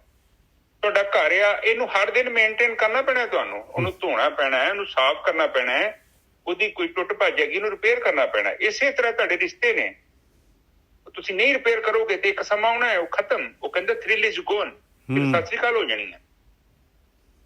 ਕਿਉਂਕਿ ਡੇਲੀ ਡੈਮੇਜ ਹੋ ਰਿਹਾ ਨਾ ਨਿਜਰ ਸਾਹਿਬ। ਬਿਲਕੁਲ। ਰਿਸ਼ਤਾ ਤੇ ਮਤਲਬ ਤੇ ਉਹਨੂੰ ਤੁਹਾਨੂੰ ਰੁੱਖ ਵਾਂਗੂ ਉਹਦਾ ਧਿਆਨ ਦੇਣਾ ਪੈਣਾ ਤੁਹਾਨੂੰ। ਪਾਣੀ, ਕਿਤੇ ਖਾਦ, ਉਹਨੂੰ ਧੁੱਪ ਛਾਂ ਤੋਂ ਬਚਾ ਕੇ ਰੱਖਣਾ, ਉਹਨੂੰ ਕੇਅਰ ਮੰਗਦਾ ਉਹ ਰਿਸ਼ਤਾ। ਤੇ ਜਦੋਂ ਤੁਸੀਂ ਨਹੀਂ ਪਰਵਾਹ ਕਰੋਗੇ, ਹੁਣ ਘਰ ਆ, ਤੁਸੀਂ ਲਗਾਤਾਰ ਜੀ ਚਰਨਜੀਤ ਨੇ ਸਹੁੰ ਖਾਧੀ ਹੈ ਕਿ ਇਹਦੇ ਘਰ ਵੇਖਣਾ ਹੀ ਨਹੀਂ, ਇੱਕ ਚੀਜ਼ ਟੁੱਟਦੀ ਗਈ, ਕਿਤੇ ਪੱਖਾ ਖਰਾਬ, ਕਿਤੇ ਟੂਟੀ ਖਰਾਬ, ਕਿਤੇ ਟੀਵੀ ਖਰਾਬ, ਤੇ ਉਹ 10-12 ਸਾਲ ਸਤਿ ਸ੍ਰੀ ਅਕਾਲ। ਤੇ ਰਿਸ਼ਤੇ ਏਦਾਂ ਹੀ ਹੁੰਦੇ ਆ, 15-15, 40-40, 50-50 ਸਾਲ ਜਦੋਂ ਆਪਾਂ ਫਾਰ ਗਰੰਟਡ ਲੈ ਲੈਂਦੇ ਆ। ਦੇਖੋ ਇਹ ਚੀਜ਼ ਨੂੰ ਅੰਡਰਸਟੈਂਡ ਕਰੋ, ਇਹ ਵੱਡੇ ਛੋਟੇ ਨਾਲ ਕੋਈ ਫਰਕ ਨਹੀਂ ਪੈਂਦਾ, ਇੱਕ ਯੂਨੀਵਰਸਲ ਇੱਕ ਪ੍ਰੋਬਲਮ ਹੈ। ਮੈਂ ਵੀ ਇਹ ਚੀਜ਼ ਗਿਆ। ਰਿਸ਼ਤਾ ਜਿਹੜਾ ਨਾ ਉਹਦੀ ਪਰਵਿਸ਼ ਕਰੋ ਪਲੀਜ਼, ਉਹਦੀ ਕੇਅਰ ਕਰੋ, ਉਹਨੂੰ ਰਿਅਲਾਈਜ਼ ਕਰਾਓ ਅਗਲੇ ਨੂੰ, ਵਿਚਾਰੇ ਨੂੰ, ਕਿ ਮੈਂ ਤੈਨੂੰ ਪਿਆਰ ਕਰਦਾ ਯਾਰ, ਤੂੰ ਬੜਾ ਇੰਪੋਰਟੈਂਟ ਹੈ। ਔਰ ਤੁਹਾਡੇ ਪੱਲੇ ਵੀ ਕੁਛ ਨਹੀਂ ਜੇ, ਇੱਕ ਤੁਹਾਡਾ ਜੀਵਨ ਸਾਥੀ ਸਭ ਤੋਂ ਇੰਪੋਰਟੈਂਟ ਹੈ ਤੁਹਾਡੇ, ਬਾਕੀ ਤੇ ਸਭ ਐਵੇਂ ਹੀ ਹੈ, ਡੈਂਟ ਫਿਸ਼ ਐਵੇਂ ਹੀ ਚਿੰਬੜੇ ਤੁਹਾਡੇ ਨਾਲ। ਉਹ ਲੋੜਾ ਲੜਾ ਦਾ ਹਿਸਾਬ ਕਿਤਾਬ ਆ, ਉਹ ਰਿਐਲਿਟੀ ਬਹੁਤ ਨਹੀਂ ਹੈਗੀ, ਐਕਚੁਅਲ ਚ ਉਹ ਨਹੀਂ ਹੈਗੇ, ਰੀਅਲ ਨਹੀਂ ਹੈਗੇ ਉਹ। ਹਾਂ, ਤੁਹਾਡਾ ਜੀਵਨ ਸਾਥੀ ਬੜਾ ਰੀਅਲ ਪਾਰਟਨਰ, ਇਹ ਮੈਂ ਮੰਨਣਾ ਚਾਹੁੰਦਾ, ਕਿਉਂਕਿ ਸ਼ਿਵ ਤੇ ਸ਼ਕਤੀ ਦਾ ਮਿਲਨ ਹੋਇਆ। ਉਹਦੀ ਵੈਲਿਊ ਨੂੰ ਤੁਸੀਂ ਹਮੇਸ਼ਾ ਹੀ ਰਿਸਪੈਕਟ ਕਰੋ। ਇਹ ਗੱਲ, ਇਹ ਇਤਿਹਾਸ ਗਵਾਹ ਹੈ। ਆਪਣੇ ਜਿੰਨੇ ਵੀ ਗੁਰੂ ਹੋਏ ਨੇ ਉਹਨਾਂ ਨੇ ਬੜਾ ਪ੍ਰੋਪਰਲੀ ਉਸ ਸਬਜੈਕਟ ਨੂੰ ਕੇਅਰ ਕੀਤਾ ਹੈ, ਕੇਵਲ ਗੱਲਾਂ ਨਹੀਂ ਕੀਤੀਆਂ। ਦੇਖੋ ਗੁਰੂ ਗੋਬਿੰਦ ਸਿੰਘ ਜੀ ਜਦੋਂ ਉਹ ਖੰਡੇ ਬਾਟੇ ਦਾ ਅੰਮ੍ਰਿਤ ਤਿਆਰ ਕਰ ਰਹੇ ਸੀ, ਨਿੱਜਾ ਸਾਹਿਬ ਆਪ ਵੀ ਕਰ ਸਕਦੇ ਸੀ ਉਹ, ਪਰ ਉਹਨਾਂ ਨੇ ਵੇਖੋ ਜੌਬ ਦਿੱਤੀ ਨਾ ਉਹਨਾਂ ਨੂੰ। ਨਿੱਜਾ ਸਾਹਿਬ ਹਾਂਜੀ ਹਾਂਜੀ ਸਹੀ ਹੈ ਕਿ ਨਹੀਂ? ਇਹ ਤਾਂ ਪਤਾਸੇ ਘੋਲੇ। ਹਾਂਜੀ ਹਾਂਜੀ, ਇਹ ਦੇਖੋ ਇਹਦਾ ਕਾਰਨ ਕੀ ਹੈ। ਪਤਾਸੇ ਤਾਂ ਖੁਦ ਵੀ ਘੋਲ ਸਕਦੇ ਸੀ ਉਹ, ਪਰ ਉਹਨਾਂ ਨੇ ਉਸ ਚੀਜ਼ ਨੂੰ ਚੁੱਕਿਆ ਕਿ ਉਹ ਜਿਹੜਾ ਪਾਰਟਨਰ ਆ, ਫਿਰ ਉਹਨੂੰ ਉਹਦਾ ਬਣਦਾ ਮਾਣ ਦਿੱਤਾ, ਜਾਓ ਜੀ ਪਤਾਸੇ ਲਿਆਓ। ਤੋ ਇਹ ਗੱਲਾਂ ਜਿਹੜੀਆਂ ਨੇ ਮੈਟਰ ਕਰਦੀਆਂ। ਇਸੇ ਹੀ ਤਰ੍ਹਾਂ ਤੁਹਾਡੇ ਜੀਵਨ ਸਾਥੀ ਹੈਗਾ, ਉਹਨੂੰ ਦੱਸੋ ਵਿਚਾਰੇ ਨੂੰ ਬਈ ਤੇਰੇ ਤੋਂ ਬਿਨਾਂ ਜੀਵਨ ਮੇਰਾ ਅਧੂਰਾ ਸੀ, ਔਰ ਮੈਂ ਹਮੇਸ਼ਾ ਹੀ ਤੇਰਾ ਥੈਂਕ ਯੂ ਕਰਦਾ ਕਿ ਬਈ ਤੂੰ ਬੜਾ ਇੰਪੋਰਟੈਂਟ ਹੈ ਪਰਸਨ, ਔਰ ਟੱਚ ਵੁੱਡ ਤੂੰ ਮੇਰੀ ਜ਼ਿੰਦਗੀ ਚ ਆਇਆ, ਇਹ ਬਹੁਤ ਵੱਡੀ ਗੱਲ ਹੈ। ਉਹਨੂੰ ਦੱਸੋ, ਉਹ ਤੁਹਾਡੇ ਮੂੰਹ ਚ ਸੁਣਨਾ ਚਾਹੁੰਦਾ ਹੈ ਅਗਲਾ, ਚਾਹੇ ਔਰਤ ਹੈ ਚਾਹੇ ਮਰਦ ਆ। ਪਰ ਬੰਦਾ ਐਡਾ ਬੇਸ਼ਰਮ ਹੈਗਾ, ਇਹਨੇ ਨਹੀਂ ਜੀ ਉਹਨੂੰ ਕਹਿਣਾ, ਕਿਤੇ ਨਹੀਂ ਕਹਿੰਦਾ। ਇਹੋ ਹੀ ਕੰਪਲੇਂਟ ਕਰੀ ਜਾਂਦਾ ਕਿ ਮੈਂ ਤੇਰੇ ਨਾਲ ਆ ਕੇ ਬੜਾ ਦੁਖੀ, ਮੈਂ ਬੜਾ ਸੁਖੀ ਸਾਂ, ਜਾਂ ਮੈਂ ਸੁਖੀ ਸਾਂ, ਮੈਂ ਬੜੀ ਸੁਖੀ ਸੀ, ਪਰ ਤੇਰੇ ਨਾਲ ਵਿਆਹ ਕਰਕੇ ਪਤਾ ਨਹੀਂ ਕੀ ਜੱਬ ਪਾਇਆ। ਇਹ ਇਨਸਾਨ ਦੀ ਫਿਤਰਤ ਹੈ। ਉਹ ਚੀਜ਼ ਨੂੰ ਹੰਡਾਉਂਦਾ ਵੀ ਆ ਤੇ ਪਰ ਉਹਨੂੰ ਨਿੰਦਦਾ ਬਹੁਤ ਹੈ। ਪਰ ਮੈਂ ਕਹਿੰਦਾ ਕਿ ਰੋਟੀ ਜਦੋਂ ਤੁਹਾਡੀ ਥਾਲੀ ਚ ਆ ਗਈ, ਉਹਨੂੰ ਆਪਣੇ ਗ੍ਰੰਥਾਂ ਚ ਲਿਖਿਆ ਨੂੰ ਗ੍ਰਹਿਣ ਕਰੋ। ਉਹਨਾਂ ਖਾਣ ਦੀ ਗੱਲ ਨਹੀਂ ਕੀਤੀ, ਅੰਨ ਨੂੰ ਗ੍ਰਹਿਣ ਕਰੋ। ਇਹੋ ਚੀਜ਼ ਮੈਂ ਆਪਣੇ ਬੱਚਿਆਂ ਨੂੰ ਸਮਝਾਉਣਾ। ਮੈਂ ਪੁੱਤ ਕਿਤੇ ਝੂਠ ਨਹੀਂ ਛੱਡਣੀ। ਕਿਉਂ ਨਹੀਂ ਛੱਡਣੀ? ਕਿਉਂਕਿ ਅੰਨ ਤੇਰੀ ਥਾਲੀ ਚ ਆ ਗਿਆ, ਬੜੀ ਦੂਰੋਂ ਚੱਲ ਕੇ ਆਇਆ, ਔਰ ਇਹਨੂੰ ਗ੍ਰਹਿਣ ਕਰ। ਮੈਂ ਤੂੰ ਕੋਈ ਚੀਜ਼ ਬਣਾ ਕੇ ਰੱਖੀ ਹੋਵੇ ਤੇ ਨਾ ਅਗਲਾ ਖਾਵੇ, ਚੁੱਕ ਕੇ ਸੁੱਟ ਦੇ, ਤੈਨੂੰ ਕਿੰਨਾ ਕੁ ਚੰਗਾ ਲੱਗੂ। ਮੈਂ ਇਸੇ ਹੀ ਤਰ੍ਹਾਂ ਇਹਨਾਂ ਚੀਜ਼ਾਂ ਨੂੰ ਆਪਾਂ ਨੂੰ ਉਹਨਾਂ ਨੂੰ ਬਣਦੀ ਰਿਸਪੈਕਟ ਦੇਣੀ ਪੈਣੀ। ਔਰ ਜੇ ਤੁਸੀਂ ਰਿਸਪੈਕਟ ਦਓਗੇ, ਫਿਰ ਉਹ ਬੰਦੇ ਦੇ ਅੰਦਰ ਨਾ ਵੇਖੋ ਕਿੰਨੀ ਉਹਦੇ ਅੰਦਰ ਔਰਾ ਚੇਂਜ ਹੁੰਦੀ। ਕਿੱਥੇ ਨੈਗੇਟਿਵ ਸੀ ਉਹ ਪੋਜ਼ਿਟਿਵ ਹੋ ਜਾਏਗਾ। ਪਰ ਉਹਨਾਂ ਚਿਰ ਤੱਕ ਪੋਜ਼ਿਟਿਵ ਨਹੀਂ ਹੋਣਾ ਜਦ ਤੱਕ ਉਹਨੂੰ ਤੁਸੀਂ ਐਕਚੁਅਲ ਚ ਰਿਅਲਾਈਜ਼ ਨਹੀਂ ਕਰਾ ਦਿੰਦੇ ਕਿ ਬੰਦਾ ਤੂੰ ਬਹੁਤ ਇੰਪੋਰਟੈਂਟ ਹੈ। ਬਈ ਤੂੰ ਤਾਂ ਮੇਰੀ ਜ਼ਿੰਦਗੀ ਦਾ ਬੜਾ ਵੱਡਾ ਅਹਿਮ ਹੈ, ਮੇਰਾ ਮਤਲਬ ਜ਼ਿੰਦਗੀ ਦਾ ਹਿੱਸਾ ਹੈ ਮੇਰੀ ਦਾ। ਪਰ ਬੰਦਾ ਨਹੀਂ ਕਹਿੰਦਾ ਤੇ ਫਿਰ ਇੱਕ ਛੱਤ ਥੱਲੇ ਰਹਿੰਦੇ ਵੀ ਬੰਦਾ ਪਤਾ ਨਹੀਂ ਕਿੱਥੇ ਤੇ ਜਨਾਨੀ ਕਿੱਥੇ ਬੈਠੀ। ਉਹ ਤੇ ਜਿਸਮਾਂ ਦਾ ਇਕੱਠਾ ਹੈਗਾ ਰਹਿਣਾ, ਪਰ ਮਾਨਸਿਕ ਤੌਰ ਤੇ ਉਹ ਇਕੱਠੇ ਨਹੀਂ ਹੈਗੇ। ਔਰ ਮਾਨਸਿਕ ਤੌਰ ਤੇ ਉਹਨਾਂ ਚਿਰ ਤੱਕ ਇਕੱਠੇ ਨਹੀਂ ਹੋ ਸਕਦੇ ਜਿੰਨਾ ਚਿਰ ਤੁਸੀਂ ਉਹਨੂੰ ਕਲੀਅਰ ਨਹੀਂ ਕਰਦੇ। ਤੁਹਾਨੂੰ ਕਲੀਅਰ ਕਰਨਾ ਪਊਗਾ, ਉਹਨੂੰ ਦੱਸਣਾ ਪਊ ਕਿ ਦੇਖ ਜੋ ਵੀ ਹੈ ਮੈਂ ਪਿਛਲੇ ਜੀਵਨ ਦਾ ਤੇ ਮੈਨੂੰ ਪਤਾ ਨਹੀਂ, ਪਰ ਅੱਜ ਮੈਂ ਤੈਨੂੰ ਇਹ ਕਹਿਣਾ ਚਾਹੁੰਦਾ ਜਾਂ ਕਹਿਣਾ ਚਾਹੁੰਦੀ ਹਾਂ ਕਿ ਤੂੰ ਬੜਾ ਸਪੈਸ਼ਲ ਹੈ ਮੇਰੀ ਜ਼ਿੰਦਗੀ। ਤੇਰੇ ਤੋਂ ਬਿਨਾਂ ਜੀਵਨ ਐਕਸਪੈਕਟ ਕਰਨਾ ਕਾਫੀ ਔਖਾ ਹੈ। ਔਰ ਵੇਖੋ ਉਹ ਬੰਦਾ ਮਹਿਸੂਸ ਕਰੂਗਾ, ਉਹ ਬੰਦਾ ਹਰ ਕੋਈ ਚਾਹੁੰਦਾ ਹੈ ਕਿ ਉਹ ਉਸਦੀ ਜ਼ਿੰਦਗੀ ਦੇ ਬਾਰੇ, ਉਹਦੀ ਹੋਣ ਦੇ ਬਾਰੇ ਐਪਰੀਸ਼ੀਏਸ਼ਨ। ਕੌਣ ਨਹੀਂ ਚਾਹੁੰਦਾ ਐਪਰੀਸ਼ੀਏਸ਼ਨ ਨਾ ਮਿਲੇ? ਉਹ ਜ਼ਰੂਰੀ ਹੈ।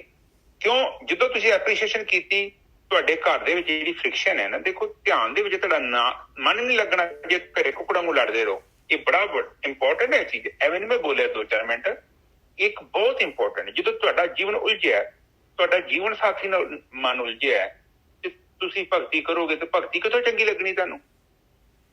ਤੁਹਾਡੇ ਦਿਮਾਗ 'ਚ ਤੇ ਉਹ ਕੁਝ ਚੱਲੀ ਜਾਣਾ। ਉਹਨੂੰ ਸੈਟਲ ਕਰ ਲਓ, ਜਿੱਥੇ ਉਨੀ ਕੀ ਹੈਗੀ ਐਡਜਸਟ ਕਰੋ, ਉਹ ਗੱਡੀ ਨੂੰ ਚਲਾਓ। ਕਹਿਣ ਤੋਂ ਭਾਵ ਹੈ ਗੱਡੀ 'ਚ ਪੈਂਚਰ ਹੋ ਜਾਂਦਾ ਹੈ ਤੇ ਆਪਾਂ ਟਾਇਰ ਥੋੜੀ ਸੁੱਟ ਦਿੰਦੇ ਆ, ਆਪਾਂ ਪੈਂਚਰ ਲਾ ਲੈਂਦੇ ਆ। ਅਜੇ ਸਾਹਿਬ ਬਿਲਕੁਲ ਪਰ ਕਈ ਬੇਵਕੂਫ ਹੁੰਦੇ ਉਹ ਟਾਇਰ ਹੀ ਬਦਲਣ ਤੱਕ ਚੱਲ ਜਾਂਦੇ ਆ। ਬਦਲਣਾ ਵੀ ਬੜਾ ਜੱਬ ਆ। ਹੁਣ ਦੂਜਾ ਟਾਇਰ ਲੈਣ ਦਾ ਤੂੰ ਇਹ ਕੀ ਗਰੰਟੀ ਉਹਨੇ ਪੈਂਚਰ ਨਹੀਂ ਹੋਣਾ, ਉਹਨੇ ਵੀ ਪੈਂਚਰ ਹੋਣਾ ਵਾ। ਬਿਲਕੁਲ।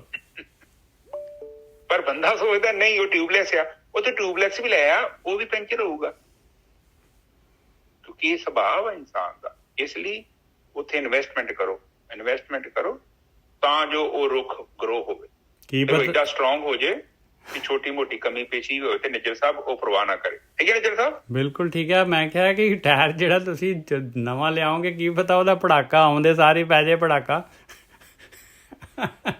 ਘਰ ਦੇ ਵਿੱਚ ਆਉਂਦੇ ਸਾਰੇ ਬੰਬ ਬਲਾਸਟ ਬਦਲ ਦੋ।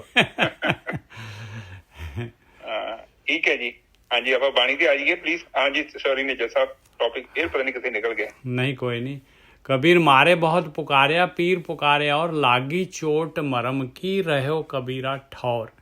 जद जिहड़ा हैगा तीर जिहड़ा हैगा ये ब्रह्म ज्ञान का जिहड़ा तीर लगता है, गुरु की मत जिहड़ी हैगी आ परमात्मा दे बारे जिहड़ी हैगी आ अपने बारे जिहड़ी हैगी आ ज्ञान दिंदी आ ये स्पिरिचुअल जर्नी का।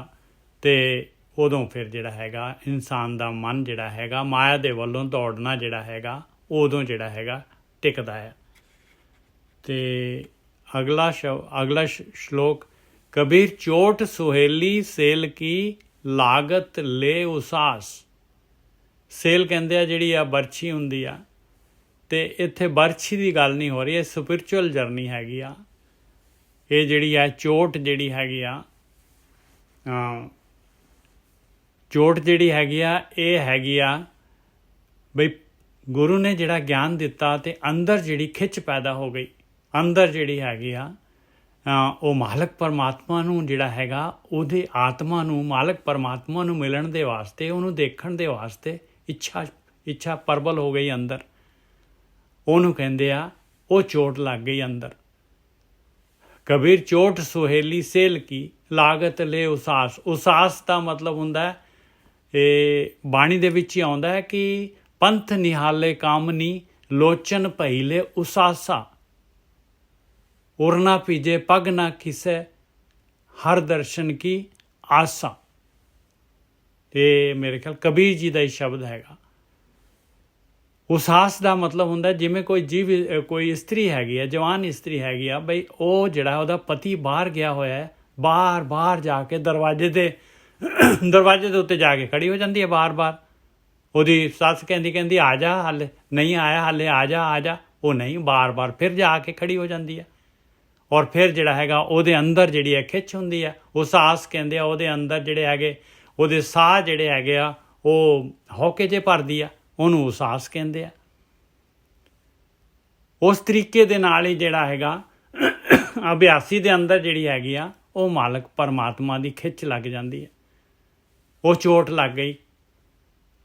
ਇਹਨੂੰ ਕਹਿੰਦੇ ਆ ਕਬੀਰ ਜੀ ਭਾਈ ਤੀਰ ਖੁੱਭ ਗਿਆ, ਹੁਣ ਬਰਛੀ ਖੁੱਭ ਗਈ ਅੰਦਰ। ਕਬੀਰ ਚੋਟ ਸੁਹੇਲੀ ਸੇਲ ਕੀ ਲਾਗਤ ਲੈ ਉਸਾਸ।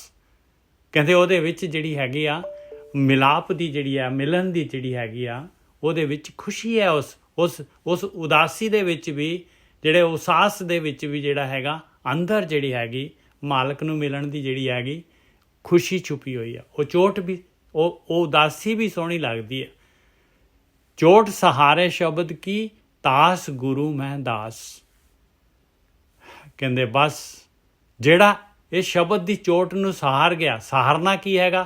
ਜਿਹੜਾ ਬਸ ਚੱਲ ਪਿਆ, ਜਿਹਨੇ ਆ ਜਰਨੀ ਜਿਹੜੀ ਹੈਗੀ ਆ ਇਸ ਰਸਤੇ ਤੇ ਪੈ ਗਿਆ, ਪਰਮਾਤਮਾ ਨੂੰ ਮਿਲਣ ਦੇ ਰਸਤੇ ਦੇ ਉੱਤੇ ਭਗਤੀ ਮਾਰਗ ਤੇ ਆਪਣੀ ਅੰਦਰ ਵੜਨਾ, ਆਤਮਾ ਦੇ ਵੱਲ ਨੂੰ ਜਾਣਾ ਜਿਹਨੇ ਸ਼ੁਰੂ ਕਰਤਾ, ਤਾਸ ਗੁਰੂ ਮੈਂ ਦਾਸ। ਕਹਿੰਦੇ ਉਹ ਤਾਂ ਗੁਰੂ ਆ ਭਾਈ, ਮੈਂ ਉਹਦਾ ਦਾਸ ਹਾਂ। ਕਬੀਰ ਜੀ ਕਹਿੰਦੇ। ਹਾਂਜੀ ਗੁਰਕੀ ਸਾਹਿਬ। ਹੁਣ ਦੇਖੋ ਉੱਪਰਲੀ ਤੁਕ ਚ ਉਹਨਾਂ ਨੇ ਕਿਹਾ ਕਿ ਜਦੋਂ ਤੀਰ ਵੱਜ ਜਾਂਦਾ ਹੈ ਨਾ ਤੇ ਵੇਖੋ ਪੰਛੀ ਵਿਚਾਰੇ ਨੂੰ ਤੀਰ ਵੱਜ ਜੇ ਤੇ ਬਹਿ ਜਾਂਦਾ, ਮੁੜ ਕੇ ਕਿੱਥੋਂ ਉੱਡਦਾ? ਹਾਂ ਉੱਡਦਾ ਸੀ, ਪਰ ਲੱਗੇ ਸੀ, ਪਰ ਹੁਣ ਨਹੀਂ ਉੱਡਦਾ। ਕਿਉਂ? ਕਿਉਂਕਿ ਉਹ ਬਾਣੀ ਦੇ ਵਿੱਚ ਜਿਹੜੇ ਤੀਰ ਨੇ ਉਹ ਮਾਰੇ, ਉਹਦੇ ਮਨ ਨੂੰ ਮਾਰਤੇ, ਮਨ ਨੂੰ ਬਿੰਨਤਾ। ਬਿਲਕੁਲ। ਜਿੱਦਾਂ ਪੰਛੀ ਡਿੱਗ ਜਾਂਦਾ ਇਸੇ ਤਰ੍ਹਾਂ ਮਨ ਡਿੱਗ ਜਾਂਦਾ, ਮਨ ਨੂੰ ਗਿਆਨ ਹੋ ਜਾਂਦਾ, ਰੌਲਾ ਪੈਂਦਾ ਪੂਰਾ। ਕਈ ਛੱਡ ਕੇ ਭੱਜ ਜਾਂਦੇ ਗਰੁੱਪ। ਕਿਉਂ? ਕਿਉਂਕਿ ਬਹਿਣ ਨੂੰ ਤਿਆਰ ਨਹੀਂ। ਉਹ ਤੀਰ ਵੱਜਦੇ ਨੇ, ਉਹਨਾਂ ਦਾ ਜੀਵਨ ਉਹ ਹੋਰ ਆ ਤਰੀਕੇ ਨਾਲ ਚੱਲਣ ਦੇ ਆ। ਉਹ ਬਦਲਣਾ ਨਹੀਂ ਚਾਹੁੰਦੇ। ਉਹ ਕਹਿੰਦੇ ਇਹਨੇ ਚੰਗਾ ਸੰਗਤ ਬਦਲ ਦੋ। ਹੁਣ ਕਈ ਬੰਦੇ ਨਹੀਂ, ਬੱਚੇ ਕਹਿੰਦੇ ਇਹ ਸਕੂਲ ਨਹੀਂ ਠੀਕ, ਉਹ ਫਿਰ ਦੂਜੇ ਸਕੂਲ ਤੇ ਚੱਲ ਜਾਂਦੇ ਆ, ਉਹ ਵੀ ਨਹੀਂ ਠੀਕ ਤੇ ਆਹ ਵੀ ਨਹੀਂ ਠੀਕ, ਤੇ ਠੀਕ ਕਿਹੜਾ ਜਿਹੜਾ ਬਦਲੀ ਜਾਂਦੇ ਆ। ਇਸੇ ਤਰ੍ਹਾਂ ਲੋਕ ਜ਼ਿੰਦਗੀ ਪਰ ਉਹ ਠੀਕ ਹੀ ਠੀਕ ਹੈ, ਸਕੂਲ ਬਦਲੀ ਜਾਂਦੇ ਆ, ਫਿਰ ਉੱਥੇ ਚੱਲ ਜਾਂਦੇ ਜਿੱਥੇ ਸੁਰ ਦੀ ਸੁਰ ਮਿਲ ਜਾਂਦੀ ਆ। ਹੁਣ ਨਿਰਮਲ ਬਾਬਾ ਆਇਆ ਇੱਕ ਆਪਣੇ ਇੰਡੀਆ ਦੇ ਵਿੱਚ, ਉਹ ਬਸ ਉਹਦੀ ਸੁਰ ਨਾਲ ਸੁਰ ਲੋਕਾਂ ਦੀ ਮਿਲੀ ਜਾਣੀ ਹੈ, ਕਿਉਂਕਿ ਉਹ ਕਹਿੰਦਾ ਕੋਈ ਗੱਲ ਨਹੀਂ, ਨਜ਼ਾਰੇ ਲਓ, ਢੋਲੇ ਤੇ ਮਾਈਏ ਕੋ। ਤੋ ਇੱਥੇ ਤੀਰ ਤੋਂ ਮਤਲਬ ਇਹੋ ਹੀ ਆ ਕਿ ਜਦੋਂ ਤੁਸੀਂ ਸੰਗਤ 'ਚ ਬੈਠੇ ਤੇ ਫਿਰ ਬਾਣੀ ਵਿੱਚ ਤੀਰ ਵੱਜਣੇ ਆ, ਤੇ ਫਿਰ ਤੀਰ ਵੱਜੇ ਤੇ ਤੁਹਾਡਾ ਮਨ ਜਿਹੜਾ ਹੈ ਉਹਨੇ ਜ਼ਖਮੀ ਹੋ ਜਾਣਾ, ਫਿਰ ਉਹਨੇ ਉਦਾਸ ਹੋ ਜਾਣਾ। ਇੱਕ ਵਾਰੀ ਤੇ ਉਦਾਸ ਹੁੰਦਾ ਹੀ ਆ ਕਿ ਮੈਂ ਕੀ ਕਰ ਰਿਹਾ ਸੀ, ਮੈਂ ਕਿੱਧਰ ਭੱਜਾ ਫਿਰਦਾ ਸੀ, ਤੇ ਇਹ ਤੇ ਬਾਣੀ 'ਚ ਤੇ ਬੜਾ ਮਨਾ ਕੀਤਾ ਜੀ, ਫਿਰ ਉਦਾਸ ਹੋ ਜਾਂਦਾ ਹੈ, ਵਿਰਾਗ ਪੈਦਾ ਹੁੰਦਾ। ਫਿਰ ਵਿਰਾਗ ਪੈਦਾ ਹੋ ਕੇ ਫਿਰ ਇੱਛਾ ਪ੍ਰਗਟ ਹੁੰਦੀ ਹੈ। ਫਿਰ ਉਹ ਕਹਿੰਦਾ ਕਿ ਇਹ ਜੋ ਲਿਖਿਆ ਹੈ ਮੈਂ ਇੱਧਰ ਚੱਲਾਂਗਾ। ਤੇ ਕਬੀਰ ਸਾਹਿਬ ਕਹਿੰਦੇ ਜੇ ਤੇਰੇ ਮਨ 'ਚ ਇਹ ਵਿਚਾਰ ਆ ਗਿਆ ਤੇ ਬਹੁਤ ਵੱਡੀ ਗੱਲ ਹੋ, ਬਹੁਤ ਵੱਡੀ ਗੱਲ, ਕਿਉਂਕਿ ਮਨ ਮਾਨਿਆ ਤੋਂ ਹਾਰ ਜਾਣਿਆ। ਕਿਉਂਕਿ ਇਹਨੂੰ ਮਨਾਉਣਾ ਹੀ, ਤੇ ਇਹਦੀ ਕਾਉਂਸਲਿੰਗ ਇੱਥੇ ਕੀ ਕਰ ਰਹੇ ਹਾਂ ਆਪਾਂ ਸਾਰੇ ਆਪਣੇ ਮਨ ਦੀ ਕਾਉਂਸਲਿੰਗ ਕਰ ਰਹੇ ਹਾਂ। ਬਿਲਕੁਲ ਬਿਲਕੁਲ ਠੀਕ ਹੈ ਜੀ। ਉਹਨੂੰ ਸਮਝਾਇਆ ਜਾਵੇ ਵੀ ਦੇਖ ਏਦਾਂ ਨਾ ਕਰ।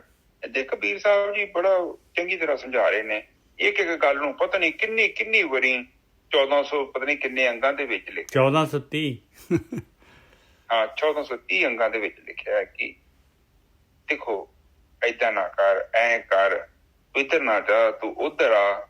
ਮਤਲਬ ਮਨ ਨੂੰ ਸਮਝਾਇਆ ਹੀ ਗਿਆ, ਹੋਰ ਤੇ ਕੁਛ ਵੀ ਨਹੀਂ। ਕਿ ਸ਼ਾਇਦ ਕਿਸੇ ਬ੍ਰਹਮ ਗਿਆਨੀ ਦੀ ਭਾਸ਼ਾ ਤੇਰੇ ਮਨ 'ਚ ਆ ਜੇ।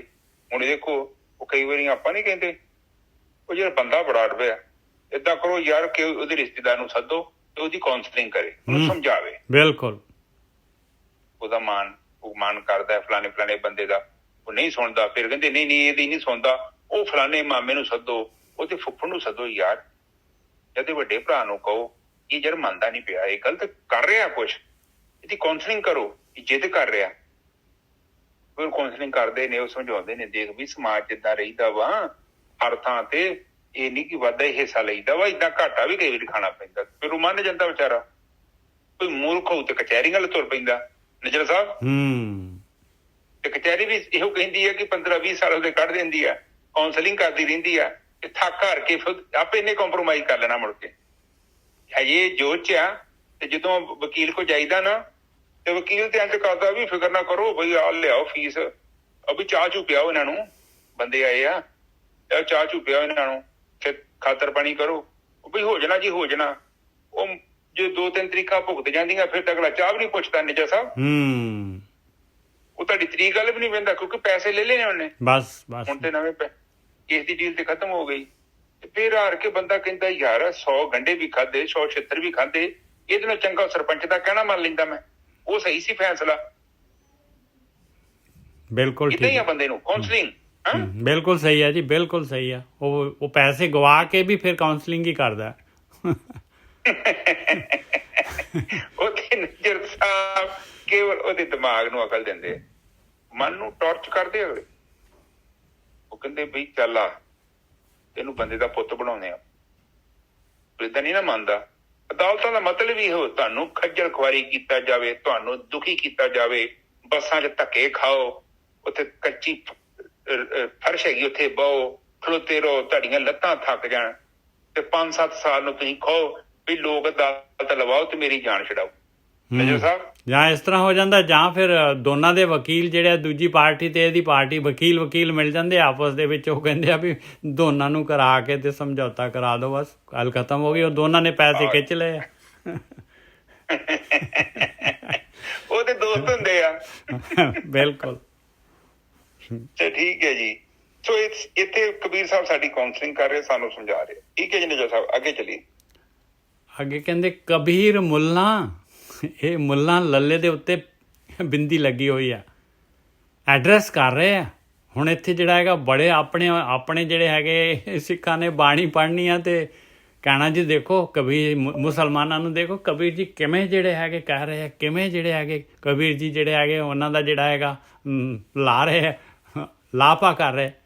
ਕਬੀਰ ਮੁੱਲਾ ਮੁਨਾਰੇ ਕਿਆ ਚੜ੍ਹੇ, ਮੁਨਾਰਾ ਕਹਿੰਦੇ ਆ ਉੱਪਰ ਜਿਹੜਾ ਹੈਗਾ ਚਵਾਰੇ ਦੇ ਉੱਤੇ ਚੜ੍ਹ ਕੇ ਬਾਂਗ ਦਿੰਦੇ ਆ, ਮਤਲਬ ਨਮਾਜ਼ ਪੜ੍ਹਦੇ ਆ। ਅੱਜ ਕੱਲ੍ਹ ਤਾਂ ਸਪੀਕਰ ਲੱਗੇ ਹੁੰਦੇ ਆ। ਕਬੀਰ ਮੁੱਲਾ ਮੁਨਾਰੇ ਕਿਆ ਚੜ੍ਹੇ, ਸਾਈਂ ਨਾ ਬਹਿਰਾ ਹੋਏ। ਕਹਿੰਦੇ ਮਾਲਕ ਪਰਮਾਤਮਾ ਬਹਿਰਾ ਤਾਂ ਹੈ ਨਹੀਂ ਗਾ ਯਾਰ। ਜਾ ਕਾਰਨ ਤੂੰ ਵਾਂਗ ਦੇ ਦਿਲ ਹੀ ਭੀਤਰ ਜੋਏ, ਜੋਏ ਦਾ ਮਤਲਬ ਹੁੰਦਾ ਦੇਖਣਾ। ਕਹਿੰਦੇ ਜਿਹਦੇ ਕਾਰਨ ਤੂੰ ਵਾਂਗ ਦੇ ਰਿਹਾ ਆ, ਜਿਹਨੂੰ ਤੂੰ ਪੁਕਾਰ ਰਿਹਾ ਆ, ਤੂੰ ਆਪਣੇ ਦਿਲ ਦੇ ਅੰਦਰ ਦੇਖ ਲਾ, ਤੈਨੂੰ ਲੱਭ ਜੂਗਾ। ਹੁਣ ਇੱਥੇ ਜਿਹੜਾ ਹੈਗਾ ਇਹ ਕੋਈ ਜਿਹੜਾ ਹੈਗਾ ਉਹ ਮੁਸਲਮਾਨਾਂ ਨੂੰ ਕਹਿ ਰਿਹਾ।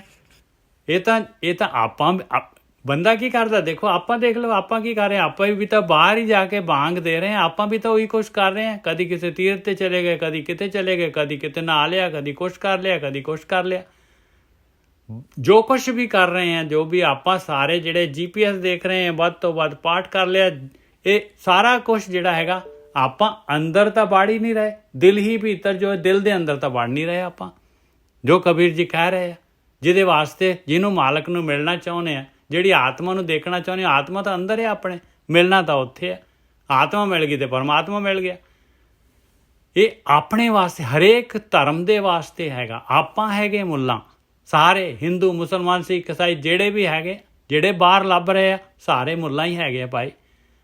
ਕਬੀਰ ਮੁੱਲਾ ਮੁਨਾਰੇ ਕਿਆ ਚੜ੍ਹੇ, ਸਾਈਂ ਨਾ ਬਹਿਰਾ ਹੋਏ। ਜਾ ਕਾਰਨ ਤੂੰ ਵਾਂਗ ਦੇ ਦਿਲ ਹੀ ਭੀਤਰ ਜੋਏ। ਹਾਂਜੀ ਵੀਰ ਜੀ। ਹੁਣ ਕਬੀਰ ਸਾਹਿਬ ਕਹਿੰਦੇ ਆ ਕਿ ਬਈ ਜਿਹੜੀ ਚੀਜ਼ ਦੀ ਤੂੰ ਖੋਜ ਕਰ ਰਿਹਾ, ਜਿਹਨੂੰ ਤੂੰ ਬਾਹਰ ਸਮਝ ਰਿਹਾ, ਉਹ ਤੇਰੇ ਅੰਦਰ ਆ। ਬਿਲਕੁਲ। ਤੂੰ ਆ ਕੀ ਕਰੀ ਜਾਣੇ? ਉਹ ਤੇ ਕੇਵਲ ਇਸ਼ਾਰਾ ਕੀਤਾ ਸੀ ਉਂਗਲ ਦਾ, ਤੂੰ ਉਂਗਲ ਹੀ ਫੜ ਕੇ ਬਹਿ ਗਿਆ। ਉਹ ਬ੍ਰਹਮ ਤੇਰੇ ਅੰਦਰ ਆ, ਤੂੰ ਬ੍ਰਹਮ ਦੇ ਅੰਦਰ ਆ। ਜਿੱਦਾਂ ਬ੍ਰਹਮ ਦਾ ਬਾਹਰੀ ਰੂਪ ਆ, ਤੂੰ ਬਾਹਰ ਤੇ ਵੇਖਣ ਆ, ਪਰ ਤੈਨੂੰ ਅਜੇ ਤੱਕ ਇਹ ਚੀਜ਼ ਦਾ ਪਤਾ ਨਹੀਂ ਲੱਗਾ ਕਿ ਅਜੇ ਤੱਕ ਇਸ ਸ੍ਰਿਸ਼ਟੀ ਤੇ ਜਿੰਨੇ ਵੀ ਬੰਦੇ ਹੋਏ ਨੇ, ਕਿਸੇ ਨੂੰ ਬਾਹਰੋਂ ਖੋਜ ਕਰਨ ਤੇ ਨਹੀਂ ਮਿਲਿਆ। ਅਜੇ ਬਾਹਰ ਹੈ ਵੀ ਨਹੀਂ ਹੈ। ਉਹ ਬਾਣੀ ਤੇ ਇੱਥੇ ਲਿਖਿਆ ਥਾ, ਉਹਦਾ ਕੋਈ ਰੂਪ ਨਹੀਂ, ਕੋਈ ਰੰਗ ਨਹੀਂ ਤੇ ਕੋਈ ਰੇਖ ਨਹੀਂ। ਇਹਦਾ ਮਤਲਬ ਕੀ ਹੋਇਆ? ਇਹਦਾ ਮਤਲਬ ਇਹ ਹੋਇਆ ਕਿ ਤੇਰੇ ਅੱਖਾਂ ਦਾ, ਤੇਰੇ ਕੰਨਾਂ ਦਾ, ਤੇਰੇ ਮੂੰਹ ਦਾ, ਤੇਰੇ ਨੱਕ ਦਾ, ਤੇਰੀਆਂ ਇੰਦਰੀਆਂ ਦਾ ਵਿਸ਼ਾ ਨਹੀਂ ਹੋ। ਹਾਂ, ਅਗਰ ਤੈਨੂੰ ਇਹ ਪਦਾਰਥਾਂ ਦੇ ਬਾਰੇ ਕੋਈ ਗਿਆਨ ਚਾਹੀਦਾ ਹੈ ਕਿ ਤੇਰੀਆਂ ਇੰਦਰੀਆਂ ਕਾਹੋਂ ਆ ਸਕਦੀਆਂ, ਪਰ ਉਸ ਅਵਸਥਾ 'ਚ ਪਹੁੰਚਣ ਦੇ ਲਈ ਇਹ ਇੰਦਰੀਆਂ ਨਹੀਂ ਉੱਥੇ ਪਹੁੰਚਣੀਆਂ, ਕਿਉਂਕਿ ਇਹ ਤੇ ਜੜ ਹੈਗੀਆਂ। ਇਹ ਜੜ ਦੇ ਬਾਰੇ ਗਿਆਨ ਦੇ ਸਕਦੀਆਂ। ਹੁਣ ਚੇਤਨ ਜਿਹੜਾ ਵਾ ਜੜ ਤੋਂ ਅੱਗੇ ਬੈਠਾ, ਤੇ ਤੈਨੂੰ ਵਿਧੀ ਨੂੰ ਜਾਣਨਾ ਪਊਗਾ, ਜਿਹਦੇ ਕਾਰਨ, ਜਿਹਦੇ ਨਾਲ, ਜਿਹਦੀ ਮਦਦ ਨਾਲ ਤੂੰ ਉਸ ਚੇਤਨ ਨੂੰ ਜਾਣ ਸਕੇ। ਇਸ ਕਰਕੇ ਤੂੰ ਜਦੋਂ ਤੂੰ ਉਹਦੀ ਰੱਬ ਦੀ ਹੋਂਦ ਬਾਹਰ ਬਣਾ ਲਈ ਆ ਕਿ ਸਤਵੇਂ ਅਸਮਾਨ 'ਚ ਬੈਠਾ ਹੈ, ਤੇ ਤੇਰਾ ਮਿਲਣ ਕਿੱਥੋਂ ਹੋਊਗਾ ਨਿਜਤ ਸਾਹਿਬ? ਇਹ ਤਾਂ ਪ੍ਰੈਕਟੀਕਲ ਪੋਸੀਬਲ ਹੀ ਨਹੀਂ ਹੈਗਾ ਨਾ, ਬਿਲਕੁਲ ਨਹੀਂ। ਮਾਲਕ ਨੇ ਜਿਹੜਾ ਹੈਗਾ ਗੇਮ ਹੀ ਐਸੀ ਬਣਾਈ। ਹਾਲਾਂਕਿ ਮਾਲਕ ਹਰੇਕ ਜਗ੍ਹਾ ਤੇ ਹੈਗਾ। ਉਹ ਕਹਿੰਦਾ ਭਾਈ ਮੀਟਿੰਗ ਪੁਆਇੰਟ ਇਜ਼ ਇਨਸਾਈਡ। ਬਸ। ਹਾਂ, ਮੀਟਿੰਗ ਪੁਆਇੰਟ ਦਾ ਮਤਲਬ ਇਹੋ ਹੀ ਹੈ ਕਿ ਤੁਹਾਡੀ ਚੇਤਨਾ, ਆਤਮਾ, ਮਨ ਤੋਂ ਅੱਗੇ ਜਿਹੜੀ ਬੈਠੀ ਹੈ ਨਾ ਤੁਹਾਡੀ ਚੇਤਨਾ, ਜਿਹਦੇ ਕਰਕੇ ਤੁਸੀਂ ਸੁਣਦੇ, ਜਿਹਦੇ ਕਰਕੇ ਤੁਸੀਂ ਬੋਲਦੇ, ਜਿਹਦੇ ਕਰਕੇ ਆਪਾਂ ਸਮਝਦੇ, ਇਹ ਸਾਰੀ ਜਿਹੜੀ ਸ਼ਕਤੀ ਹੈ ਉਹ ਆਤਮਾ 'ਚ ਮਿਲਦੀ। ਤੇ ਉਹ ਸਾਡੇ ਅੰਦਰ ਪੁਆਇੰਟ ਹੈ, ਉਹ ਜਿੱਥੇ ਜੁੜੀ ਹੈ ਸਾਡਾ ਸਰੀਰ ਬਿਲਕੁਲ ਉਹਦੇ ਨਾਲ। ਤੁਹਾਨੂੰ ਉਸ ਪੁਆਇੰਟ ਤੇ ਪਹੁੰਚਣਾ ਪਊ। ਫਿਰ ਜਦੋਂ ਉੱਥੇ ਪਹੁੰਚੋਗੇ ਤੇ ਫਿਰ ਤੁਸੀਂ ਵੇਖੋਗੇ, ਨਾ ਤੇ ਮੈਂ ਮਨ ਹੈ ਜਿਹੜਾ ਸੰਕਲਪ ਵਿਕਲਪ ਕਰਦਾ ਹੈ, ਨਾ ਮੈਂ ਬੁੱਧੀ ਹਾਂ, ਨਾ ਮੈਂ ਚੇਤੇ ਹਾਂ, ਨਾ ਮੈਂ ਹਉਮੈ ਹਾਂ, ਨਾ ਮੈਂ ਕਾਮ ਹੈ, ਕ੍ਰੋਧ ਹੈ, ਲੋਭ ਹੈ, ਮੋਹ, ਅਹੰਕਾਰ ਹੈ। ਕਾਮ ਵੀ ਨਹੀਂ ਹੈ, ਕਿਉਂਕਿ ਕਾਮ ਜਿਹੜਾ ਮੇਰੇ ਸਰੀਰ ਦੀ ਜ਼ਰੂਰਤ ਹੈ, ਮੇਰੀ ਜ਼ਰੂਰਤ ਕਿਤੇ ਵੀ ਨਹੀਂ। ਉਹ ਤਾਂ ਪੰਜਾਂ ਤੱਤਾਂ ਦੇ ਵਿੱਚੋਂ ਹੈਗਾ ਆ ਰਿਹਾ ਨਾ ਕੰਮ। ਹਾਂ, ਉਹ ਤਾਂ ਤੁਹਾਡੀ ਬੋਡੀ ਹੈ, ਤੁਹਾਡੀ ਬੋਡੀ ਦਾ ਕੈਮੀਕਲ ਰਿਐਕਸ਼ਨ ਹੈ। ਉਹ ਤੇ ਚੀਜ਼ ਹੈ, ਪਰ ਉਹਨੂੰ ਮੈਂ ਆਪਣਾ ਸੁੱਖ ਦਾ ਕਾਰਨ ਬਣਾ ਲਿਆ। ਉਹ ਸਭ ਚੀਜ਼ਾਂ ਤੋਂ ਇੱਥੇ ਆਪਾਂ ਇਸ ਚੀਜ਼ ਨੂੰ ਸਮਝਣਾ ਹੈ ਕਿ ਜਿਹੜਾ ਅੰਦਰ ਆ, ਉਹਨੂੰ ਅੰਦਰ ਲੱਭੀਏ। ਕਹਿੰਦੇ ਖੋਜ ਦਿਲ ਹਰ ਰੋਜ਼, ਨਾ ਪਰੇਸ਼ਾਨੀ ਮਾਹੇ। ਹਾਂ, ਬੰਦੇ ਖੋਜ ਦਿਲ ਹਰ ਰੋਜ਼, ਨਾ ਫਿਰ ਪਰੇਸ਼ਾਨੀ ਮਾਹੇ। ਬਿਲकुल। ਇਹ ਮੇਲਾ, ਇਹ ਜੋ ਦੁਨੀਆ ਦਸਤਗੀਰੀ, ਇਹਦੇ ਦੁਨੀਆ ਸਹਿਰ ਮੇਲਾ ਦਸਤਗੀਰੀ ਨਾ ਹੈ। ਹਾਂ, ਉਹ ਕਹਿੰਦੇ ਕਿ ਬੇ ਤੂੰ ਜੇ ਕੋਈ ਲੱਭਣ ਵਾਲੀ ਜਗ੍ਹਾ ਹੈਗੀ ਉਹ ਤੇਰੇ ਅੰਦਰ ਹੀ ਆ। ਹਾਂ, ਬਾਹਰ ਤਾਂ ਤਮਾਸ਼ਾ ਹੈ। ਬਾਹਰ ਤੇ ਤੂੰ ਆਪ ਚੀਜ਼ ਨੂੰ ਸਮਝੇ ਕਿਉਂ ਨਹੀਂ? ਪਰਛਾਵੇਂ ਦੇ ਪਿੱਛੇ ਭੱਜਿਆ ਕੀ ਮਿਲੂਗਾ ਤੁਹਾਨੂੰ? ਕੁਛ ਵੀ ਨਹੀਂ ਜੇ ਮਿਲਣਾ। ਕੁਛ ਕਰਨਾ ਹੈ ਤੇ ਓਰੀਜਨਲ ਆਬਜੈਕਟ ਦੇ ਨਾਲ ਕੋਈ ਕੀਤਾ ਜਾ ਸਕਦਾ ਜਿਹਦਾ ਪਰਛਾਵਾਂ ਬਣ ਰਿਹਾ, ਔਰ ਸੰਸਾਰ ਦੇ ਬਾਹਰ ਪਰਛਾਵੇਂ ਦੇ ਪਿੱਛੇ ਭੱਜ ਰਿਹਾ। ਹੁਣ ਆਪਾਂ ਬਾਹਰ ਜਿਹੜਾ ਦੇਖ ਰਹੇ ਹਾਂ, ਜੋ ਵੀ ਜੀਵਨ ਦੀ ਗਤੀ ਆ, ਉਹ ਕੇਵਲ ਪਰਛਾਵੇਂ ਦੇ ਪਿੱਛੇ ਗਤੀ ਹੈ। ਔਰ ਜਿੱਦਣ ਅਸੀਂ ਅੰਦਰ ਪਹੁੰਚ ਗਏ ਤੇ ਸਾਨੂੰ ਗਿਆਨ ਹੋ ਜਾਣਾ। ਹਾਂਜੀ ਮੇਜੋ ਸਾਹਿਬ, ਅੱਗੇ ਚਲੀ। ਹਾਂਜੀ, ਆਖਰੀ ਲਈਏ ਅੱਜ ਦਾ। ਸੇਖ सबूरी बाहरा क्या हज काबे जाएं, कबीर जाकी दिल साबत नहीं ताको कहाँ खुदाए। ਹੁਣ ਜਿਹੜੇ ਜਿਨ੍ਹਾਂ ਨੂੰ ਪਤਾ ਵੀ ਲੱਗ ਗਿਆ ਬਈ ਅਸੀਂ ਆਏ ਆ ਇੱਥੇ ਦੁਨੀਆ ਦੇ ਵਿੱਚ ਆਏ ਆ, ਅਸੀਂ ਜਿਹੜੇ ਹੈਗੇ ਮਾਲਕ ਨੂੰ ਮਿਲਣਾ ਆ, ਭਗਤੀ ਕਰਨ ਵਾਸਤੇ ਆਏ ਆ, ਇਹ ਸਾਰਾ ਜਿਹੜਾ ਹੈਗਾ ਜਿਨ੍ਹਾਂ ਨੂੰ ਪਤਾ ਲੱਗ ਗਿਆ ਤੇ ਉਹਦੇ ਵਿੱਚ ਦੇਖੋ ਉਹਦੇ ਵਿੱਚ ਵੀ ਹਰਡਲ ਪਈ ਹੋਈ ਆ। ਉਹਦੇ ਵਿੱਚ ਵੀ ਜਿਹੜੇ ਹੈਗੇ ਸਾਰੇ ਮੈਜੋਰਟੀ ਜਿਹੜੀ ਦੁਨੀਆ ਜਿਹੜੀ ਹੈਗੀ ਆ ਉਹ ਜਾ ਰਹੀ ਹੈ ਤੀਰਥਾਂ ਦੇ ਉੱਤੇ। ਮੁਸਲਮਾਨ ਹੱਜ ਕਾਬੇ ਜਾਂਦੇ ਆ, ਹਿੰਦੂ ਵੀ ਜਾਂਦੇ, ਸਿੱਖ ਵੀ ਜਾਂਦੇ, ਸਾਰੀ ਦੁਨੀਆ ਜਿਹੜੀ ਹੈਗੀ ਇਹਨਾਂ ਨੇ ਬਣਾਏ ਹੋਏ ਆ ਤੀਰਥ, ਜਿੱਥੇ ਕਿ ਕੋਈ ਕਿਸੇ ਨੇ ਬੰਦਗੀ ਕੀਤੀ ਆ, ਬੰਦਗੀ ਕਰਕੇ ਤੀਰਥ ਬਣ ਗਏ ਆ। ਸ਼ੇਖ ਨੂੰ ਐਡਰੈਸ, ਸ਼ੇਖ ਦਾ ਮਤ ਸ਼ੇਖ ਜਿਹੜੀ ਹੈਗੀ ਇੱਕ ਮੁਸਲਮਾਨਾਂ ਦੇ ਵਿੱਚ ਜਿਹੜੀ ਹੈਗੀ ਬਹੁਤ ਜਿਹੜੇ ਪੰਡਤ ਗਿਆਨੀ ਜਿਹੜੇ ਹੈਗੇ, ਕਾਫੀ ਜਿਹੜੇ ਸਮਝਦਾਰ ਜਿਹੜੇ ਹੈਗੇ ਉਹ ਸ਼ੇਖ ਫਰੀਦ ਜੀ ਜਿਸ ਤਰ੍ਹਾਂ ਹੋਏ ਆ ਬਈ ਜਿਹੜੇ ਕਹਿੰਦੇ ਕਹਾਉਂਦੇ ਜਿਹੜੇ ਹੈਗੇ ਧਰਮ ਦੇ ਉੱਤੇ ਚੱਲਣ ਵਾਲੇ, ਉਹਨਾਂ ਨੂੰ ਐਡਰੈਸ ਕੀਤਾ ਹੈ ਕਬੀਰ ਜੀ ਨੇ। ਸ਼ੇਖ ਸਬੂਰੀ ਬਾਹਰਾ ਕਿਆ ਹਜ ਕਾਬੇ ਜਾਏ, ਕਹਿੰਦੇ ਤੇਰੇ ਅੰਦਰ ਤਾਂ ਜਿਹੜਾ ਹੈਗਾ ਸਬੂਰੀ ਕਹਿੰਦੇ ਆ ਸੰਤੋਖ, ਤੇਰੇ ਅੰਦਰ ਤਾਂ ਸੰਤੋਖ ਹੈ ਹੀ ਨਹੀਂ ਹੈ।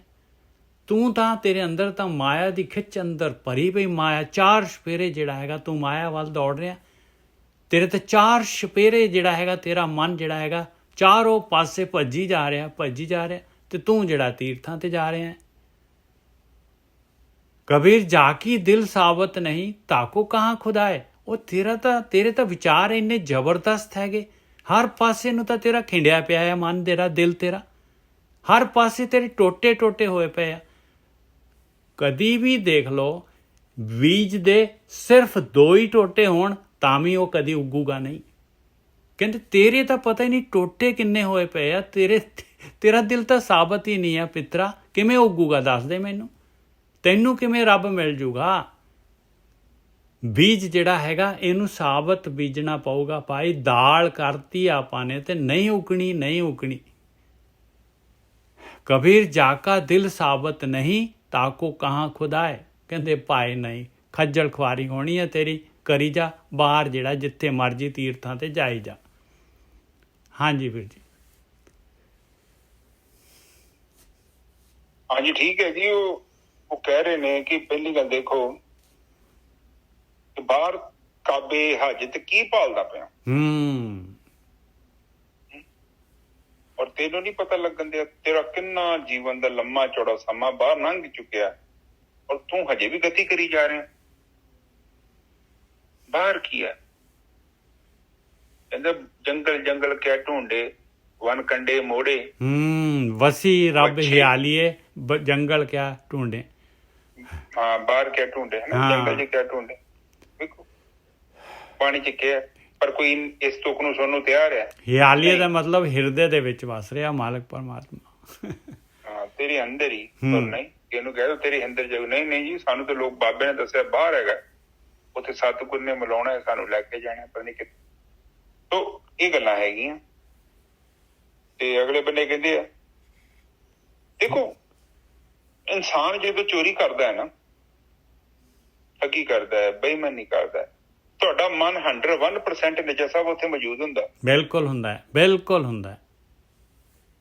ਤੁਸੀਂ ਕਿਸੇ ਵੀ ਨੂੰ ਵੇਖ ਲਓ, ਕੋਈ ਬੰਦਾ ਚੋਰੀ ਕਰ ਰਿਹਾ, ਕੋਈ ਬੰਦਾ ਧੋਖਾ ਦੇ ਰਿਹਾ, ਦੇਖੋ ਕਿੰਨੀ ਸਫਾਈ ਨਾਲ ਕੰਮ ਕਰੇਗਾ, ਕਿਉਂਕਿ ਉਹਨੂੰ ਪਤਾ ਹੈ ਮੈਂ ਜੋ ਕਰ ਰਿਹਾ ਉੱਥੇ ਮੌਜੂਦ ਹੈ। ਜਦੋਂ ਭਗਤੀ ਕਰਦੇ ਆ ਉੱਥੇ ਮਨ ਮੌਜੂਦ ਨਹੀਂ ਹੁੰਦਾ, ਪੰਗਾ ਤੇ ਹੈ ਬਸ, ਬਿਲਕੁਲ ਨਹੀਂ ਹੁੰਦਾ। ਮਨ ਕਿੱਥੇ ਲੱਗਾ ਹੋਇਆ?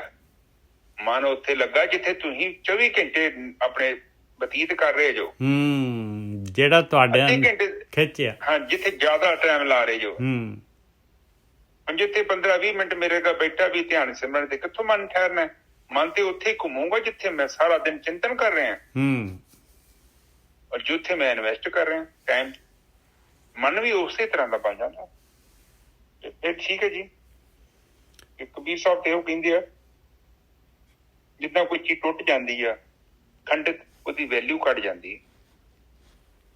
ਜਦੋਂ ਰੱਸਾ ਵੇਖੋ ਲੰਮਾ ਹੋਵੇ, ਉਹਦੀ ਕੀਮਤ ਹੈ, ਉਹ ਬਾਜ਼ਾਰ 'ਚ ਵੇਚਣ ਜਾਓਗੇ ਵਧੀਆ ਵਿਕ ਜਾਂਦਾ। ਹੁਣ ਟੁੱਟੇ ਨਿੱਕੇ ਨਿੱਕੇ ਕਰਕੇ ਲੈ ਜਾਓ ਉਹਨੂੰ, ਅੱਧੇ ਦੇ ਫੁੱਟ ਦੇ ਨਿਜਰ ਸਾਹਿਬ, ਤੂੰ ਰੱਸੀ ਨੂੰ ਕਿਸੇ ਨੇ ਖਰੀਦਣਾ, ਉਹਨਾਂ ਕਹਿਣਾ ਇਹ ਤੇ ਕਿਸੇ ਕੰਮ ਦਾ ਹੀ ਨਹੀਂ ਹੈਗਾ, ਨਿੱਕੇ ਨਿੱਕੇ ਪੀਸ ਆ, ਇਹ ਨਾ ਇਹ ਛੋਟੇ ਤੋਂ ਛੋਟਾ ਕੰਮ ਵੀ ਨਹੀਂ ਇਹਦੇ ਨਾਲ ਹੋਣਾ।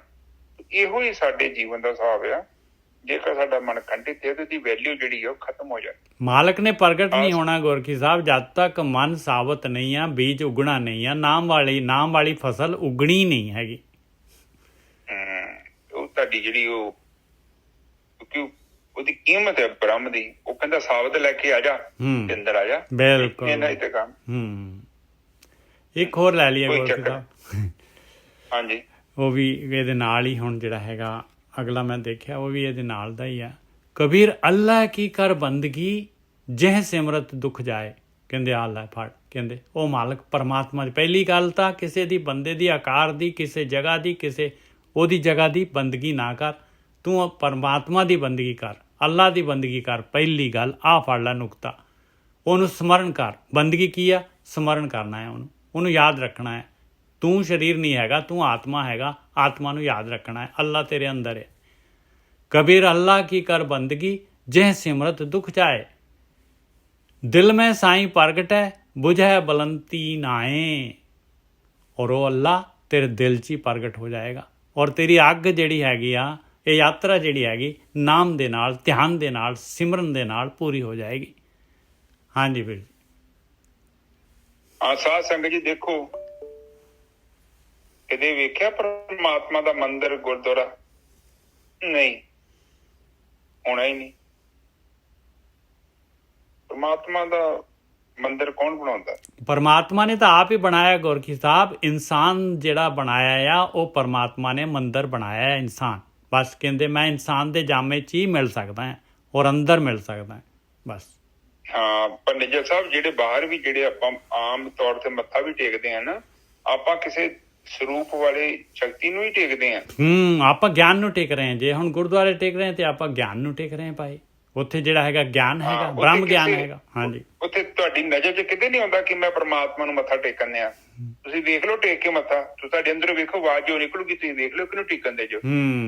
ਕਿਸੇ ਰੂਪ ਨੂੰ ਟੇਕਣ ਦੇ ਜੋ। ਤੁਸੀਂ ਪਰਮਾਤਮਾ ਨੂੰ ਕਦੇ ਮੱਥਾ ਨਹੀਂ ਟੇਕਿਆ। ਨਿਰਾਕਾਰ ਨੂੰ ਮੱਥਾ ਟੇਕਣਾ ਹੈ। ਠੀਕ ਹੈ ਜੀ। ਤੇ ਇਹੋ ਹੀ ਹੈ ਜ਼ਿੰਦਗੀ ਦਾ ਮਕਸਦ। ਤੇ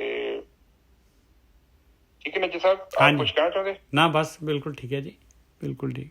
ਹਾਂ, ਉਹਨੂੰ ਉਸ ਤਰੀਕੇ ਨਾਲ ਹੀ ਉਹਨੂੰ ਪ੍ਰਗਟ ਕਰੋ ਤੇ ਜੋ ਉਹਦੇ ਨਾਲ ਰਿਲੇਸ਼ਨ ਬਣਾਓ, ਇਹਦੇ ਨਾਲ ਜਿਹਦਾ ਰੂਪ ਨਹੀਂ ਹੈ, ਰੰਗ ਨਹੀਂ ਹੈ, ਰੇਖ ਨਹੀਂ ਹੈ। ਕਿਉਂਕਿ ਬਾਣੀ ਚਾਹੁੰਦੀ ਨਹੀਂ ਕਿਤੇ ਕਨਫਿਊਜ਼ਡ ਹੋ ਜਾਓ। ਬਿਲਕੁਲ ਨਹੀਂ ਚਾਹੁੰਦੀ।